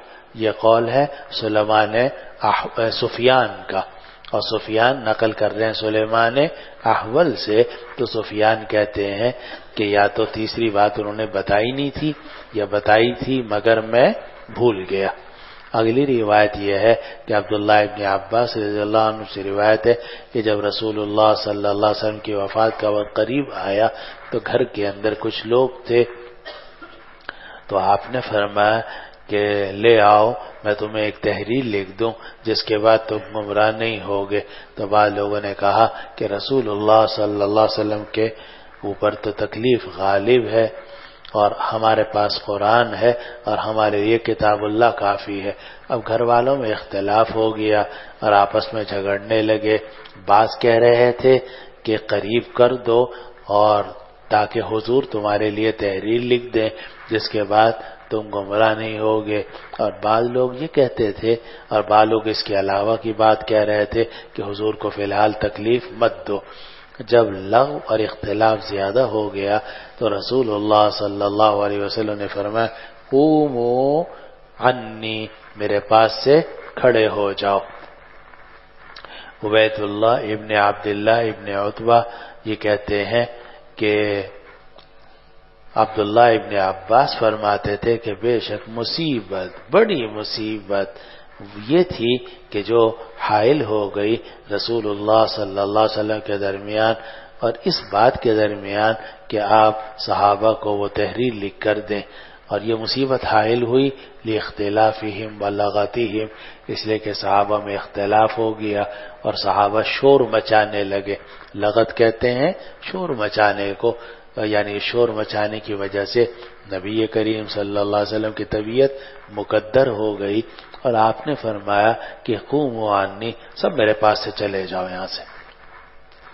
یہ وہ روایت ہے کہ جس کو شیعہ بہت پیش کرتے ہیں اور شیعہ یہ کہتے ہیں کہ واقع قرطاس ہے اور نبی کریم صلی اللہ علیہ وسلم جو ہے وہ حضرت علی رضی اللہ عنہ کے لیے خلافت بلا فصل لکھوانا چاہتے تھے، لیکن حضرت عمر فاروق رضی اللہ عنہ اور یہ جو دوسرے صحابہ ہیں وہ بیچ میں حائل ہو گئے اور انہوں نے نبی کریم صلی اللہ علیہ وسلم کو خلافت بلا فصل، خلافت علی رضی اللہ عنہ بلا فصل نہ لکھوانے دی. یہ ہے حاصل شیعہ کے موقف کا. اور وہ استدلال کرتے ہیں اسی واقع قرطاس سے کہ حضور صلی اللہ علیہ وسلم نے لکھوانے کا ارادہ کیا تھا مگر عمر فاروق نے یہ کہا کہ حسبنا کتاب اللہ، ہمارے پاس اللہ کی کتاب ہے. اور یہ بھی کہا کہ حضور کی تکلیف زیادہ ہے، اس وقت تکلیف مت دو. اور شیعہ تو یہ بھی کہتے ہیں کہ یہ جو بعض روایتوں میں حجارہ یہ بھی عمر فاروق نے کہا تھا. اور حجارہ یحجر حجران کے معنی ہوتے ہیں بخار میں بڑبڑانا. اگر بخار زیادہ ہو، تکلیف زیادہ ہو تو بسا اوقات آدمی کوئی بات کرتا ہے مگر وہ بات پوری طرح اپنے ہوش و حواس میں نہیں کرتا، تو اسے ہمارے ہاں اردو میں کہتے ہیں بڑبڑانا. کہ خواب میں اس میں بخار میں آدمی کچھ بات کہتا رہتا ہے لیکن وہ بس محض اپنے درد کا اظہار ہوتا ہے، تکلیف کا اظہار ہوتا ہے، کوئی خاص اس کا مقصد نہیں ہوتا. اسی کو عربی زبان میں حجر یحجر کہا جاتا ہے. اہل السنہ والجماعہ کہتے ہیں کہ یہ بات تو بالکل ہی غلط ہے کہ عمر فاروق رضی اللہ عنہ نے حجرہ کہا تھا، بلکہ یہ جو حجران کا لفظ ہے یہ ان لوگوں نے کہا تھا جو تحریر لکھوانے چاہتے تھے اور ان کا بھی کوئی مقصد نبی کریم صلی اللہ علیہ وسلم کی شان میں گستاخی کرنا نہیں تھا. انہوں نے یہ جملہ کہا احجارہ استفہموہ، کیا حضور ویسے ہی بڑبڑا رہے ہیں؟ حضور سے پوچھ لو. یعنی حضور صلی اللہ علیہ وسلم محض تکلیف میں بڑبڑا نہیں رہے، ویسی کوئی بات ارشاد نہیں فرما رہے جذبات میں یا تکلیف میں، بلکہ سوچ سمجھ کے فرما رہے ہیں کہ کتاب لاؤ، تحریر لاؤ، خط لاؤ اور قرطاس لاؤ تاکہ میں تحریر لکھ دوں جس کے بعد تم گمراہ نہ ہوگے. تو احجارہ استفہموہ کی نسبت عمر فاروق کی طرف کرنا تو بالکل ہی غلط ہے، جس کی کوئی بنیاد ہی نہیں ہے. البتہ یہ بات ٹھیک ہے کہ حضرت عمر فاروق رضی اللہ عنہ ان لوگوں میں شامل تھے کہ جنہوں نے اس وقت میں نبی کریم صلی اللہ علیہ وسلم کو اس تحریر کی زحمت نہیں دی. ان حضرات کا خیال یہ تھا کہ اس وقت میں نبی کریم صلی اللہ علیہ وسلم کی طبیعت خراب ہے، بار بار آپ بے ہوش ہو رہے ہیں، غشی طاری ہو رہی ہے، تو ایسے موقع پر نبی کریم صلی اللہ علیہ وسلم کو تکلیف دینا مناسب نہیں ہے. باقی رہی یہ بات کہ جو آپ واقع قرطاس میں خلافت علی بلا فصل لکھوانا چاہتے تھے اور عمر فاروق رضی اللہ عنہ یا دوسرے صحابہ نے روک دیا، اس کی کوئی بنیاد نہیں ہے. کیونکہ حضرت علی اور حضرت عبداللہ ابن عباس اور حضرت عباس رضوان اللہ علیہ اجمعین یہ تو گھر کے اندر رہتے تھے، اور ابو بکر صدیق، عمر فاروق، عثمان غنی تو اپنے اپنے گھروں میں رہتے تھے. اور نبی کریم صلی اللہ علیہ وسلم کا جو یہ واقعہ پیش آیا ہے، واقعہ قرطاس، یہ جمعرات کی صبح کو پیش آیا ہے، کیونکہ یوم الخمیس، وما یوم الخمیس جگہ جگہ روایتوں میں آ رہا ہے. پھر آپ نے جمعرات کے دن ظہر کی نماز بھی پڑھائی، آپ نے عصر کی نماز بھی پڑھائی، آپ نے مغرب کی نماز بھی پڑھائی، 3 نمازیں تو آپ نے پڑھائی ہیں. بلکہ روایات سے یہ بات معلوم ہوتی ہے کہ ہفتے کے دن بھی آپ تشریف لے گئے بڑی ہمت کر کے، اور ہفتے کے دن ظہر میں آپ تشریف لے گئے ہیں، وہاں جا کر آپ نے آخری خطبہ دیا ہے. حضرت ابوبکر صدیق رضی اللہ عنہ کے اقتداء میں آپ بیٹھے ہیں، آپ کھڑے نہیں ہو سکتے تھے، آپ نے بیٹھ کر نماز پڑھی، اور بعض روایتوں کے مطابق آپ نے پڑھائی باقی نماز، جیسے کہ روایات سے معلوم ہوتا ہے، اور اس کے بعد آپ نے خطبہ بھی دیا. تو اگر آپ خلافت علی بلا فصل کا اعلان کرنا چاہتے تو ظہر میں بھی کر سکتے تھے، عصر میں بھی کر سکتے تھے، مغرب میں بھی کر سکتے تھے. ہفتے کے دن جو آپ نے دوپہر کو ظہر میں نماز پڑھائی اور خطبہ دیا ہے اس میں بھی کر سکتے تھے. پھر اگر آپ تحریر لکھوانا چاہتے تو آپ کا ہاتھ روکنے والا کون تھا؟ کس کی مجال تھی کہ نبی کریم صلی اللہ علیہ وسلم کا ہاتھ پکڑ سکے؟ اعاذنا اللہ من ذلک. پھر ابو بکر صدیق، عمر فاروق تو اپنے اپنے گھروں میں تھے، اور قریب کے لوگ تو کون تھے؟ حضرت علی تھے، اور حضرت عبداللہ ابن عباس اور حضرت عباس تھے. کیونکہ ان بیماری کے دنوں میں جو سفر کے آخر سے شروع ہوئے، جب نبی کریم صلی اللہ علیہ وسلم مسجد تشریف لے جاتے تھے تو آپ سہارا کس کا لیتے تھے؟ حضرت علی کا، یا حضرت اسامہ ابن زید کا، یا حضرت عباس کا؟ زیادہ آپ یہ 3 حضرات آپ کے قریب تھے، حضرت عباس، حضرت اسامہ اور حضرت علی رضی اللہ عنہ. تو اہل بیت تو گھر کے اندر موجود تھے. اگر آپ نے خلافت علی بلا فصل کی قرطاس لکھوانی ہوتی، تحریر لکھوانی ہوتی تو کون آپ کو روک سکتا تھا؟ خطبے آپ نے دیے، نمازیں آپ نے پڑھائی ہیں، 3 دن آپ حیات رہے، اہل بیت سارے گھر کے اندر موجود تھے، جن میں حضرت علی اور حضرت عبداللہ ابن عباس، حضرت عباس رضوان اللہ علیہ اجمعین سب موجود تھے. کون آپ کا ہاتھ پکڑ سکتا تھا؟ آپ لکھوانا چاہتے تو لکھوا سکتے تھے. اور اہل السنہ والجماعہ یہ کہتے ہیں کہ اگر آپ لکھوانا بھی چاہتے تو لکھوانا چاہتے تھے خلافت ابو بکر. دوسری روایات سے یہ بات معلوم ہوتی ہے کہ آپ خلافت علی نہیں لکھوانا چاہتے تھے بلکہ خلافت ابی بکر لکھوانا چاہتے. دلیل جو ہے وہ صفحہ 846.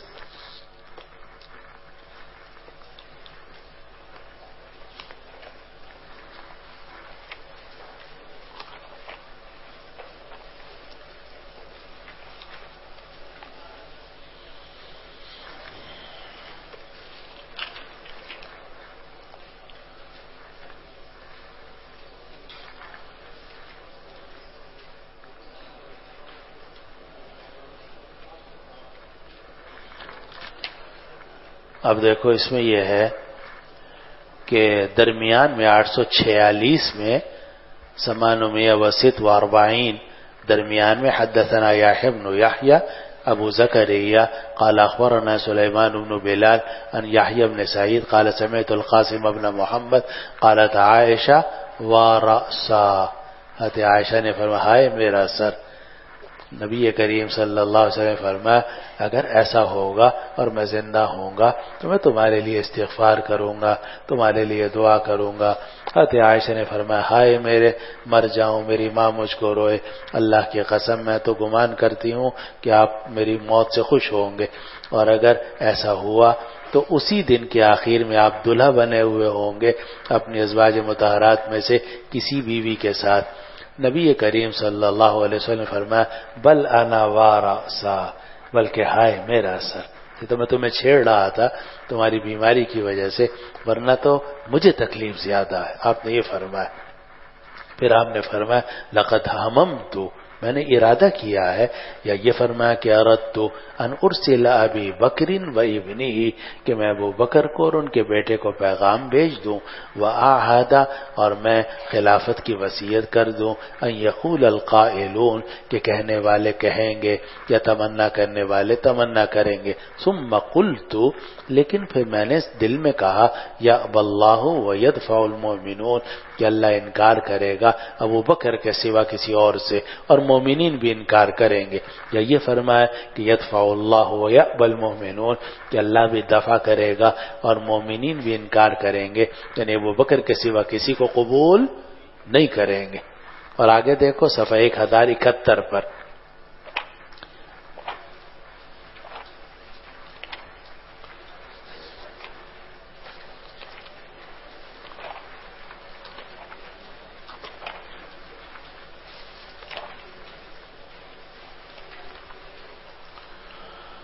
سبحانك اللهم وبحمدك اشهد ان لا اله الا انت استغفرك واتوب اليك۔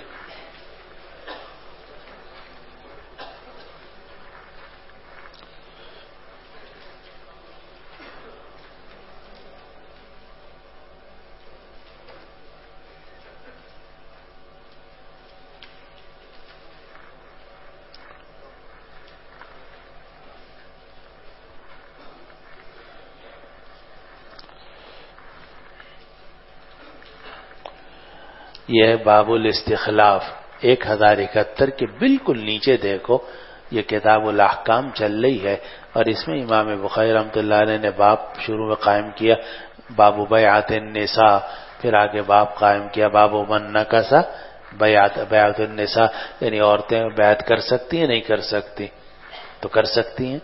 آگے باب من نکث بیعتن، کسی امام کے ہاتھ پہ بیعت کی پھر اس کو توڑ دیا تو حرام ہے۔ آگے باب قائم کیا باب الاستخلاف، اگر کوئی آدمی زندگی میں کسی کو خلیفہ بنانا چاہے تو جائز ہے یا نہیں ہے؟ جواب یہ کہ جائز ہے۔ روایت نقل کی، قال سمعت القاسم ابن محمد قال قالت عائشہ ورأسا، فقال رسول اللہ صلی اللہ علیہ وسلم ذاکی لو کان وانا حی فاستغفر لك وادعو لك، فقالت عائشہ واسقلیا واللہ انی لا ظنک تحب بموتی ولو كان ذلك لظللت آخر يومك معرسا ببعض أزواجك، فقال النبي صلى الله عليه وسلم بل أنا ورأسا لقد هممت أو أردت أن أرسل إلى أبي بكر وابنه فأعهد أوصي بالخلافة، نہیں لکھا بین السطور میں، فأعهد أن يقول القائلون أو يتمنى المتمنون، ثم قلت يأبى الله ويدفع المؤمنون، أو قال يدفع الله ويأبى المؤمنون۔ گویا اگر آپ لکھوانے بھی چاہتے تھے تو لکھوانا چاہتے تھے خلافت ابی بکر، لیکن آپ نے اس لیے نہیں لکھوائی کہ آپ کو اطمینان ہو گیا کہ اللہ اور مسلمان ابو بکر کے علاوہ کسی اور پر راضی ہی نہیں ہوں گے۔ اور دیکھو اسی صفحے پر 1072 کے نیچے تھوڑا سا دیکھو، باب سے ذرا اوپر، کہ حدثنا عبد العزیز بن عبد اللہ قال حدثنا ابراہیم بن سعد عن ابیہ عن محمد بن جبیر بن مطعم عن ابیہ قال اتت النبی صلی اللہ علیہ وسلم امرأة فکلمته فی شیء فامرها ان ترجع الیہ، آپ نے حکم دیا کہ تم دوبارہ میرے پاس آنا، فقالت یا رسول اللہ ارأیت ان جئت ولم اجدک، اس نے عرض کیا کہ یا رسول اللہ اگر میں آپ کے پاس آؤں اور آپ کو نہ پاؤں، کانہا ترید الموت، گویا آپ دنیا میں موجود نہ ہوں، آپ نے فرمایا ان لم تجدینی فأتی ابا بکر، اگر تم مجھے نہ پاؤ تو پھر ابو بکر کے پاس آ جانا۔ معلوم ہوا کہ آپ اپنے بعد خلیفہ کس کو سمجھتے تھے؟ ابو بکر صدیق کو، اور اسی لیے آپ نے جب بیمار ہوئے تو آپ نے فرمایا مرو ابا بکر فلیصلی بالناس، ابو بکر کو حکم دو کہ وہ لوگوں کو نماز پڑھائے۔ تو اہل سنہ والجماع کہتے ہیں کہ یہ کہنا کہ نبی کریم صلی اللہ علیہ وسلم کا ہاتھ پکڑ لیا یا روک دیا عمر فاروق نے، تو یہ بالکل غلط ہے۔ کون، کس کی مجال تھی کہ وہ نبی کریم صلی اللہ علیہ وسلم کا ہاتھ پکڑ سکے؟ اور نبی کریم صلی اللہ علیہ وسلم اگر چاہتے تو کوئی آدمی ان کو روک سکتا تھا؟ ممکن ہی نہیں تھا.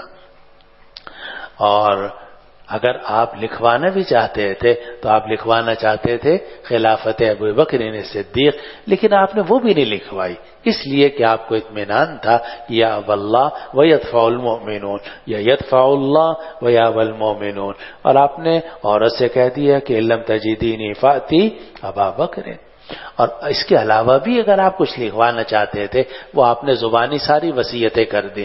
آپ نے یہ بھی فرمایا اخرج المشرکین من جزیرۃ العرب، اخرج الیہود من جزیرۃ العرب. آپ نے فرمایا اجیز الوفود بنحو ما کنت اجیزهم. اور آپ نے فرمایا لا تتخذوا قبری وثنا یعبد. اور آپ نے فرمایا الصلاۃ وما ملکت ایمانکم. یہی باتیں تھیں جو آپ لکھوانا چاہتے تھے اور وہی آپ نے زبانی ارشاد فرما دی. چلو جی.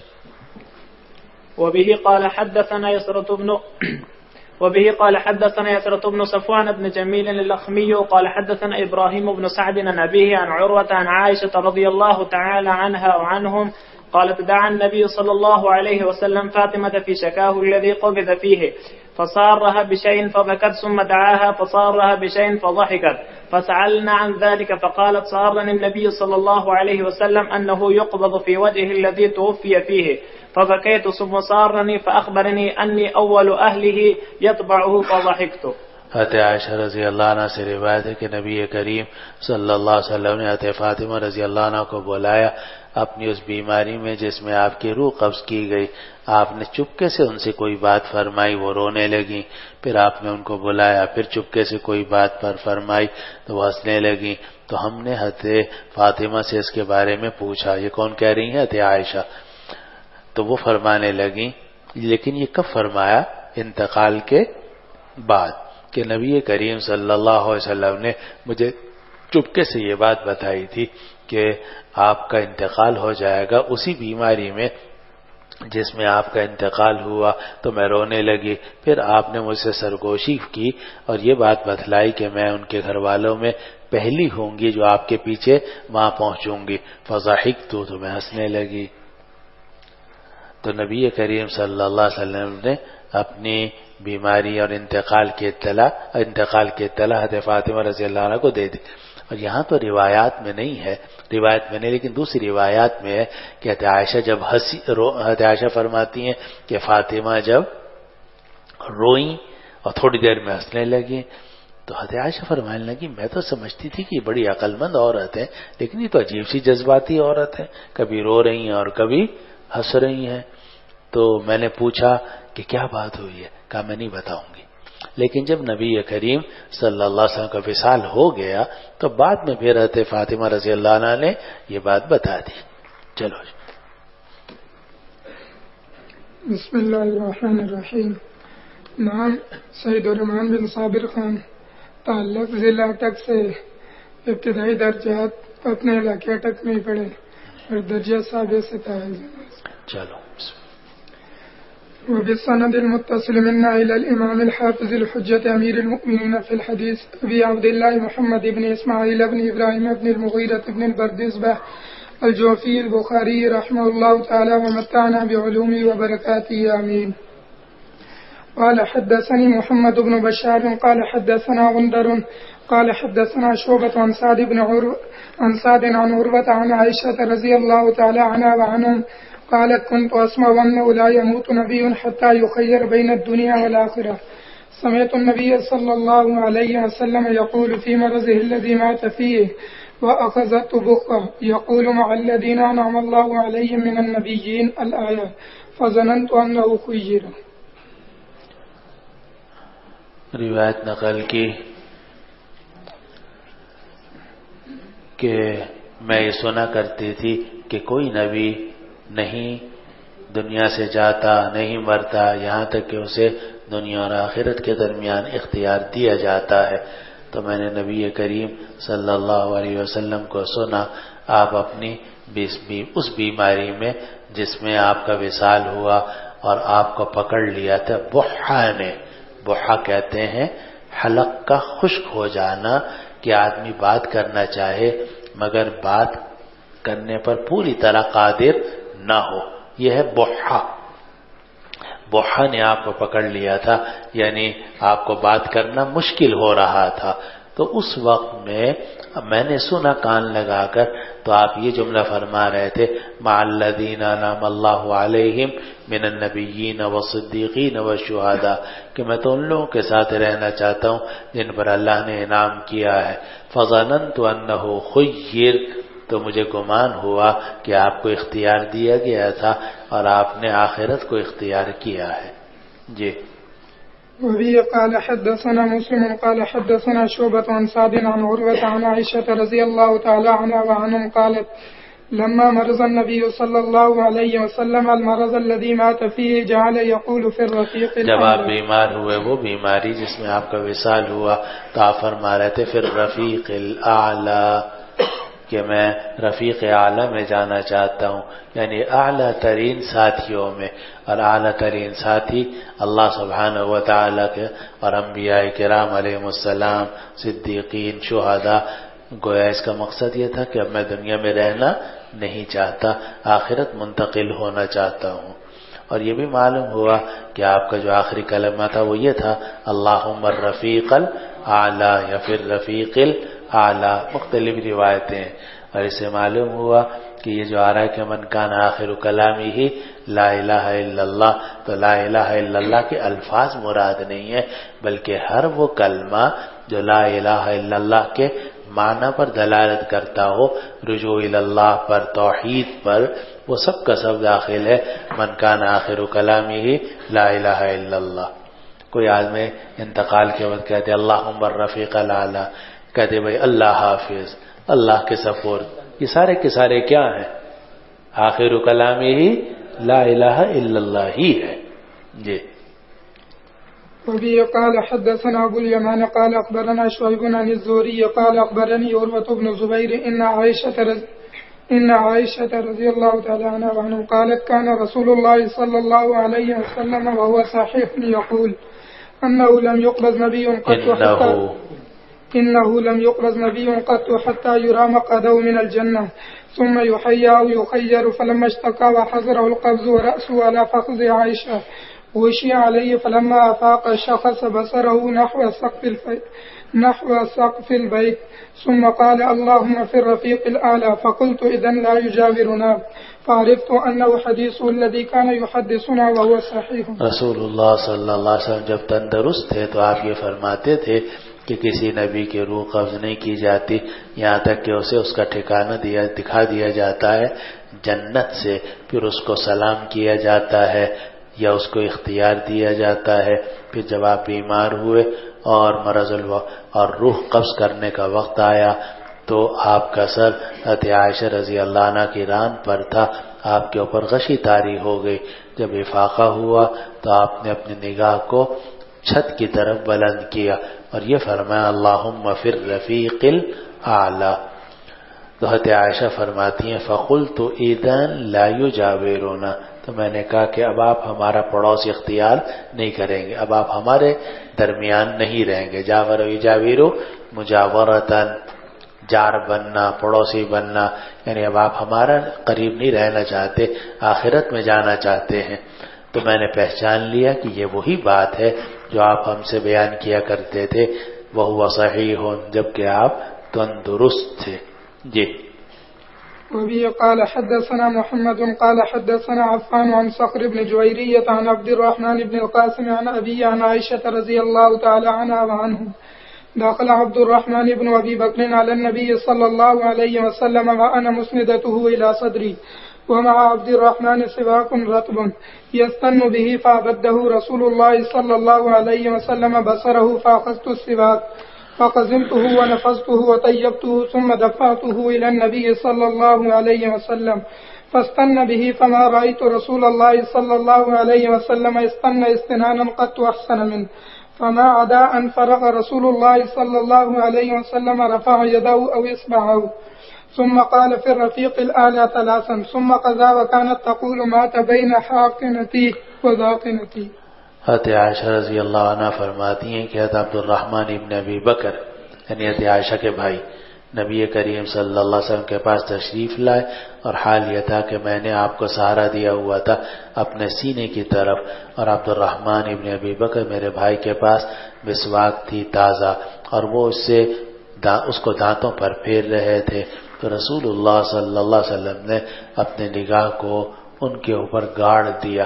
ابد یبد ابداد کے معنی ہوتے ہیں کسی چیز پر اصرار کرنا، یہ وہی ہے جو استبد علینا پیچھے گزرا ہے ابو بکر صدیق رضی اللہ عنہ کے قصے میں۔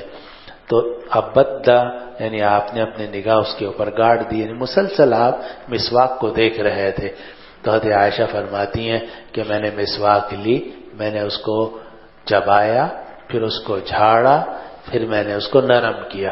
قزمتہ میں نے اس کو چبایا، نفضتہ میں نے اس کو جھاڑا تاکہ اس کے ذرات نکل جائیں، طیبتہ میں نے اس کو نرم کیا یعنی پانی سے، پھر میں نے وہ مسواک دی نبی کریم صلی اللہ علیہ وسلم کو، تو آپ نے اس کو دانتوں پر پھیرا، فاستن بھی دانتوں پر پھیرا، یہ بھی ترجمہ کر سکتے ہیں اور یہ بھی ترجمہ کر سکتے ہیں کہ آپ نے مسواک کی، مسواک کا مطلب ہی دانتوں پہ پھیرنا ہے۔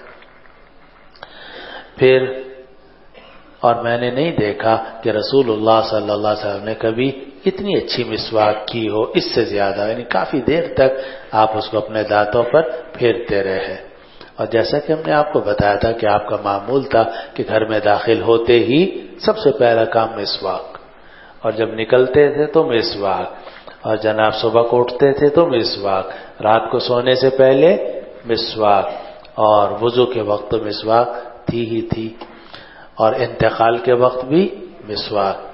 فما عدا ان فرغ، تو آپ نے اسے تجاوز نہیں کیا کہ جب رسول اللہ صلی اللہ علیہ وسلم فارغ ہو گئے اس مسواک سے تو آپ نے اپنا ہاتھ بلند کیا، یا راوی فرماتی ہیں کہ اپنی انگلی بلند کی، اور فرمایا پھر رفیق الاعلیٰ، پھر رفیق الاعلیٰ، پھر رفیق الاعلیٰ 3 مرتبہ، ثم قضا، پھر آپ کا انتقال ہو گیا۔ وکانت تقول، اور حضرت عائشہ رضی اللہ عنہ فرماتی ہیں کہ حضور کا انتقال ہوا ہے مات بین حاقنتی و ذاقنتی، ذاقنہ کہتے ہیں ٹھوڑی کو، اور حاقنہ کہتے ہیں اس گڑھے کو جو یہاں دونوں ہنسلیوں کے درمیان ہوتا ہے۔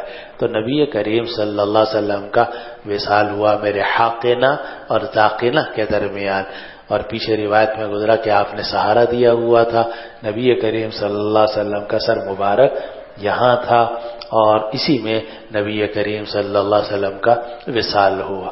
معلوم ہوا کہ بیوی اگر شوہر کو سہارا دے دے جائز ہے۔ اور حالانکہ کہتے عائشہ رضی اللہ عنہ کے بھائی تشریف لائے تھے عبد الرحمن ابن ابی بکر۔ چلو جی، آپ کے تو بیوی سے بات کرنا ہی حرام ہے، نامحرم سے بات کرنا آپ کے ہاں جائز ہے، لیکن بیوی سے بات کرنا حرام ہے۔ حالانکہ شریعت میں الٹ مسئلہ ہے، شریعت میں یہ ہے کہ نامحرموں سے بات مت کرو، نامحرموں سے ہاتھ مت ملاؤ، اور بیوی تو حلال ہے، اسے تو آپ ہاتھ بھی ملا سکتے ہیں، سہارا بھی آپ کو دے سکتی ہے، آپ اسے بھی سہارا دے سکتے ہیں۔ چلو جی، وبه قال حدثني حبان ابھی 5 منٹ باقی ہے۔ آپ کا اگلا سبق کب شروع ہوگا؟ 10:30 10:30 ہوگا نا؟ ہاں 10:30 ہوگا، چلو۔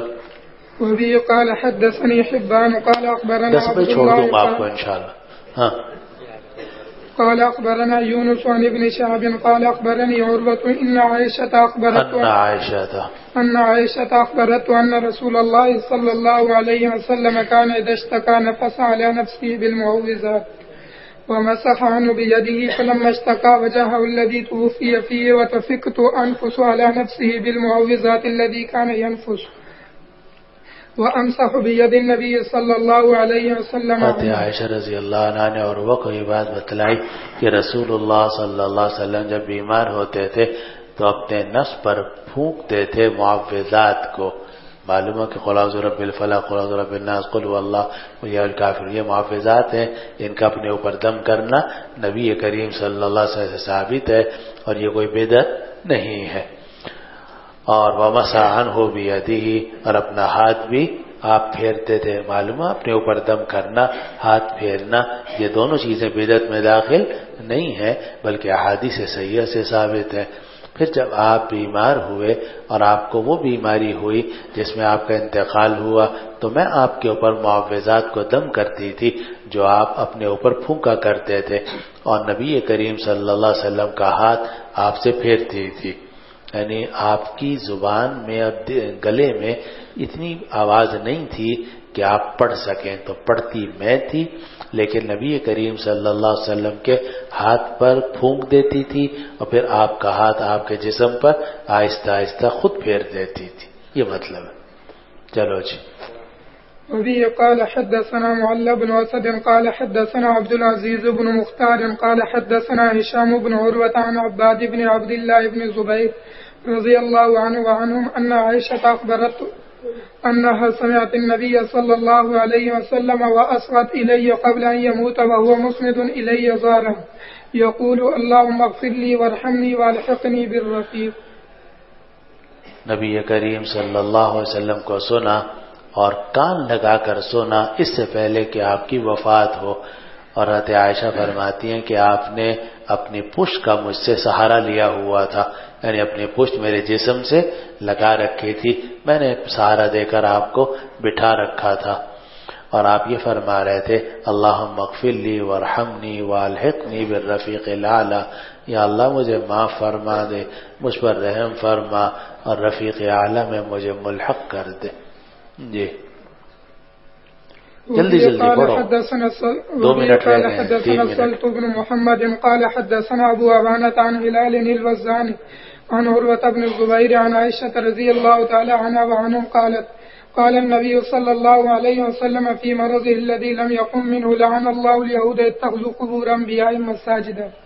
قالت عائشہ لولا ذاك لابرز قبره خشية ان يتخذ مسجدا. حضرت عائشہ رضی اللہ عنہ سے روایت ہے کہ نبی کریم صلی اللہ علیہ وسلم نے اس بیماری میں فرمایا جس سے آپ کھڑے نہیں ہو سکے، یعنی جس میں آپ کو صحت نہیں ہوئی، انتقالی ہو گیا، آپ نے فرمایا لعن اللہ الیہود، اللہ کی لعنت ہو یہودیوں پر کہ انہوں نے اپنے انبیاء کی قبروں کو سجدہ گاہ بنا دیا. حضرت عائشہ فرماتی ہیں اگر یہ بات نہ ہوتی تو میں آپ کی قبر ظاہر کر دیتی، لیکن ڈر ہے اس بات کا کہیں اس کو مسجد نہ بنا لیا جائے، لوگ اس کو سجدے نہ کریں. تو اللہ تعالیٰ نے نبی کریم صلی اللہ علیہ وسلم کی قبر اطہر کی حفاظت فرمائی ہے، سخت لوگوں کو وہاں مسلط کر دیا ہے. سجدے تو کیا کریں، ہاتھ لگانا بھی مشکل ہوتا ہے، ڈانٹ کے مار کے نکال دیتے ہیں. واللہ سبحانہ و تعالی.